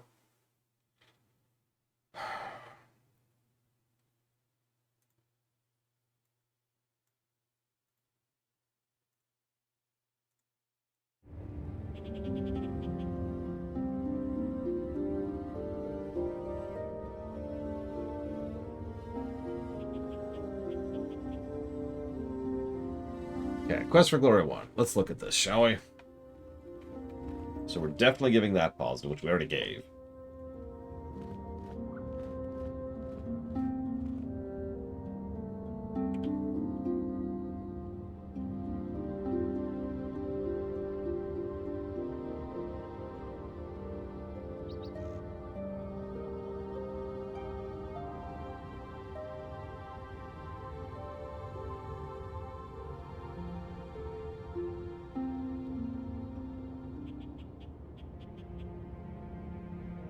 Yeah, we do, Bragwin.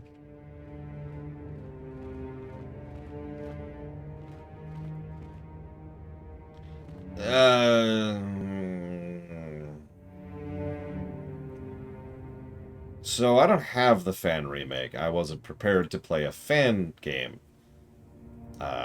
In fact, until about 5 seconds ago, I wasn't aware that that's what you wanted me to play.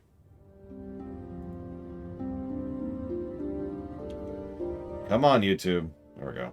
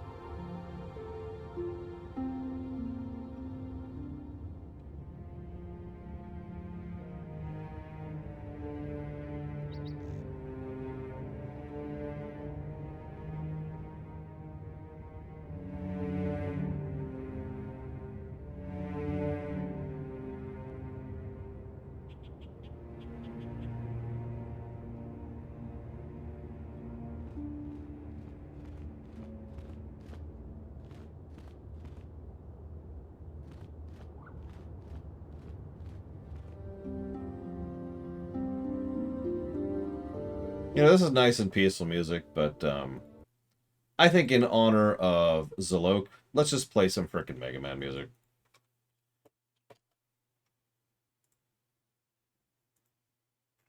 All Zaloks in favor?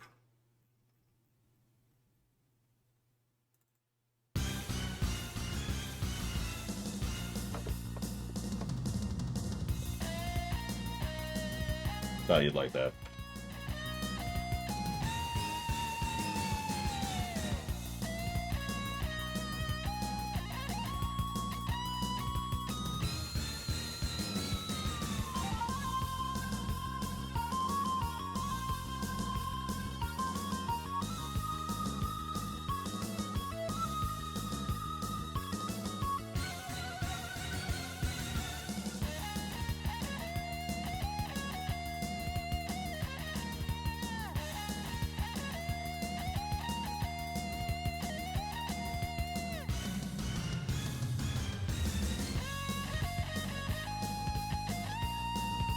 You know, this is the part of my stream I always feel the worst about. There's no avoiding it. There's no bypassing this. If I try to rush the audit, then the audit goes badly. I have evidence of this, other than just logic. So I always try to get some good music going, because at this point you're kind of just watching a non-interactive screensaver.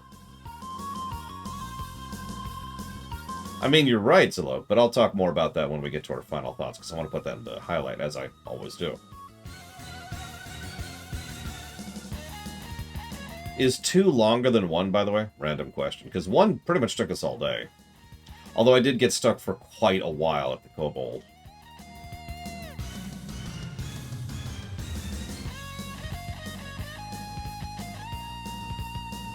I think I'm going to nuke that negative, actually. I don't think this game deserves that negative.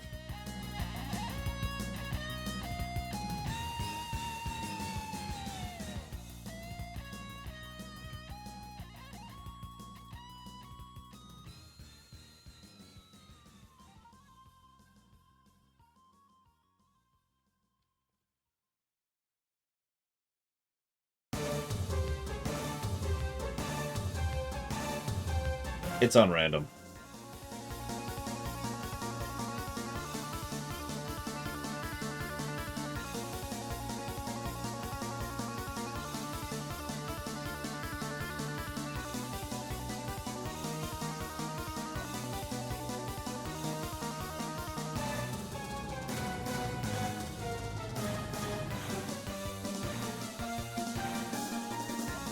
What a dumb boss fight.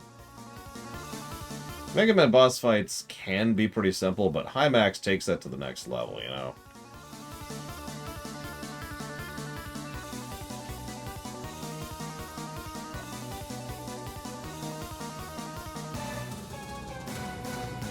Dismal. Which I still don't remember what that means. I think you told me during the run. I still don't remember. Dismal. Alright, so... Sounds like the Stardew Valley speedrun, except the Stardew Valley speedrun involves a lot of sleeping. Okay, really? Hang on.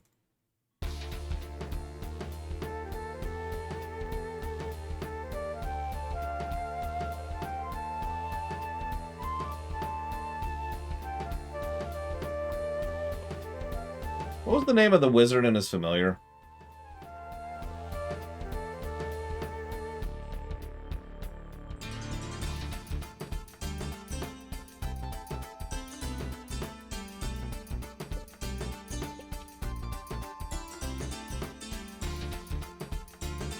You. Meant to get that positive earlier. Forgot about it. That's why we do these audits. Well, it's one of the reasons. We actually do these audits for a lot of reasons. It's almost like auditing periodically is actually a good thing. Although that might be the accountant and the manager and me talking. So, grain of salt.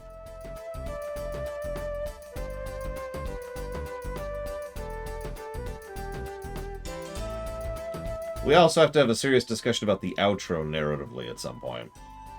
So, now it works.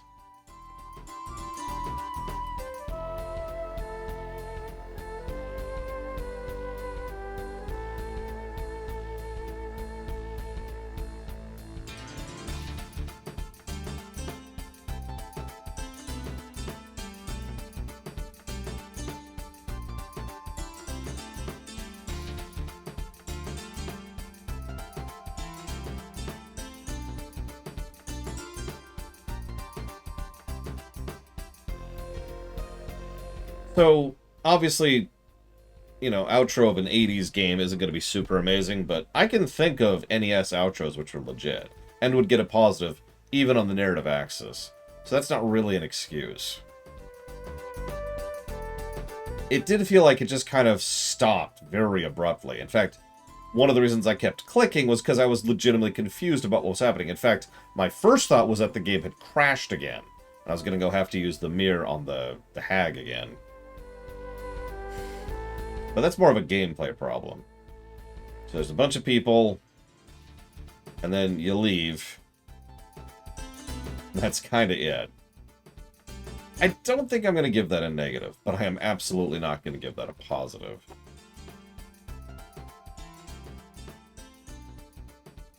So that gives us the net story score of +7.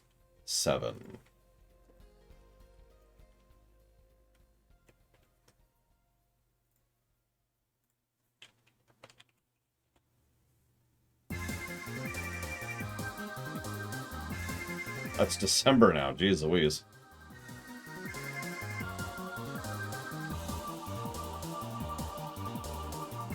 I noticed Riker. Plus to Riker.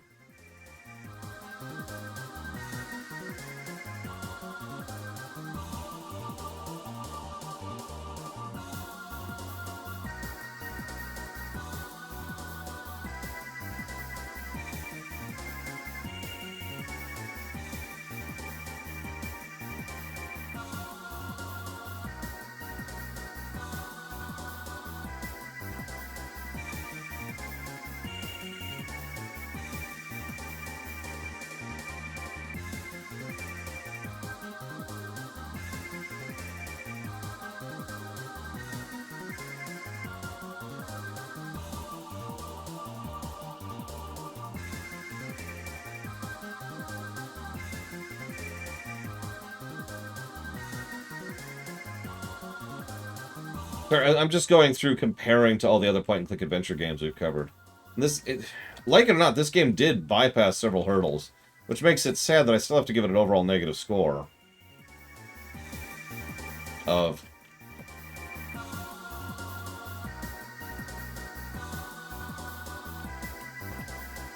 -7 to gameplay. I don't need to run through the calculations. I can tell you exactly what the golden number is right now. So hang on. Let me run through the calculations, because I got other figures to throw up there. But that's interesting.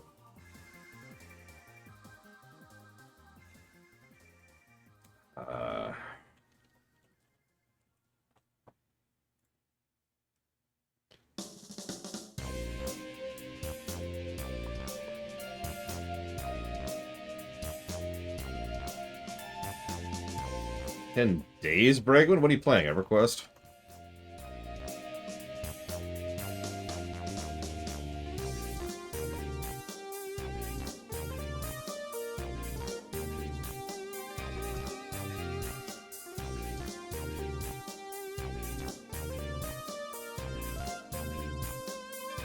Sorry, give me a second.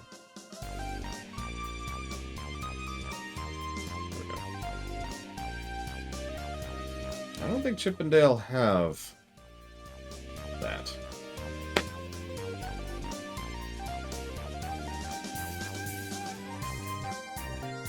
Oh, it's a lot, Jared Doffian. It's a lot of weights, and it's a lot of... Let me give you a perfect example of how much thought I put into the golden number system. Under the, I think, the third iteration of the golden number system, we're up to like 6 right now. I calculated density and used density in order to act as a magnifier for score. The problem is that was unfairly skewed towards games which were very short, like in the 2 to 5 hour range. So what I had to do was I had to readjust and change the system to add a variable amount of weight relative to the type of game and also the actual length of the game. And then use that weight versus the density to get the density value, the density multiplier. So that way a 500-hour game wouldn't be destroyed in score, and a 3-hour game wouldn't be artificially boosted. I put a lot of thought into the golden number.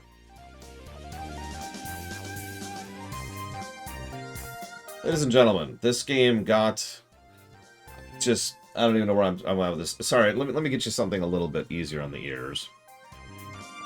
X6 has some unique music.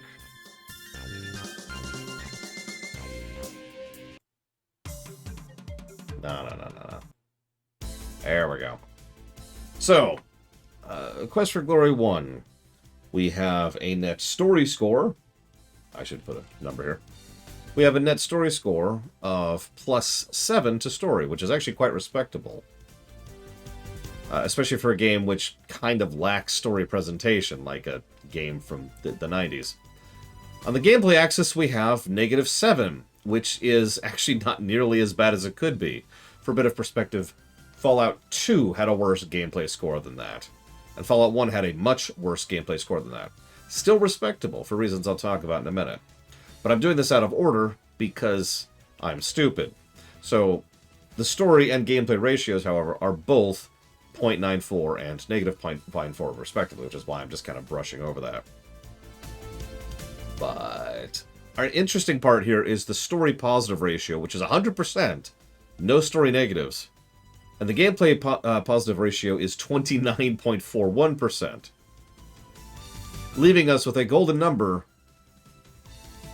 of 0, which I could have told you earlier, but I wanted to get all the other figures out there. So who guessed 0? Looks like Innocence guessed 0. So Innocence wins! Going towards Hitman 3.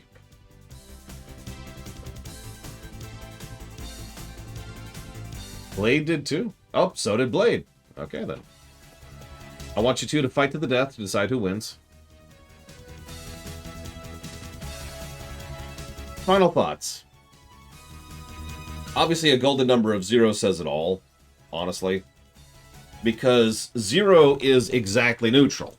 That's how the system is designed. Any net positive of any type is a net positive game. Even if it's a low net positive, it's still positive. Any negative is a negative, regardless, a net negative game. 0 is right smack in the middle. We've actually had a couple of 0s over the years. In fact, actually, hang on, let me give you an exact number. We have had 1, 2, 3, 4, 5 0s, counting this one, over the years. And in every case, it's something where the points of gameplay and story balance each other out to equal into the 0 range. Not much actually to add to that. But I do want to talk about the game itself, because it could have been so much worse if the core meat was worse. Like, if the whole game was like those last couple of stages, that would have sucked. It also would have sucked if they had more moon logic, or if there wasn't a natural progression of things, or if so many of the hints weren't in the game, or if the death messages weren't properly designed, etc., etc. I also have to say that the game very clearly was trying something in an era when point-and-click adventures were being churned out left and right. I mean, there were dozens of point-and-click adventures at this point in time. So it's clear this one was trying to drift into something new. And you can also tell that they were kind of planning to go somewhere with it eventually, leading to the eventual Quest for Glory 2, which we'll cover tomorrow.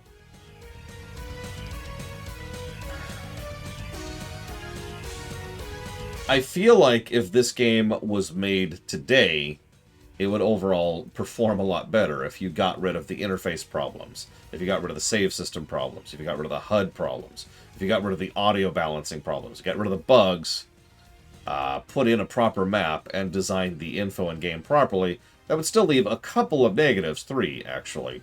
But that would then push the game into a +2 on the gameplay axis, and I think that says all it needs to right there. But you're probably asking me to talk about the actual core element of the game itself, but I don't really have much to add to that. The world building was legit, as I already mentioned, and I like what they did with making some of the characters pop. But that's effectively all I've got to say there. I do hope you enjoyed this stream. It was interesting looking at this particular point in history, now that we've got a boss fight going. Like I said, in probably about 30 to 40 minutes, we'll have our D&D stream. You can type in !Guido to see that. And otherwise, tomorrow, Quest for Glory 2.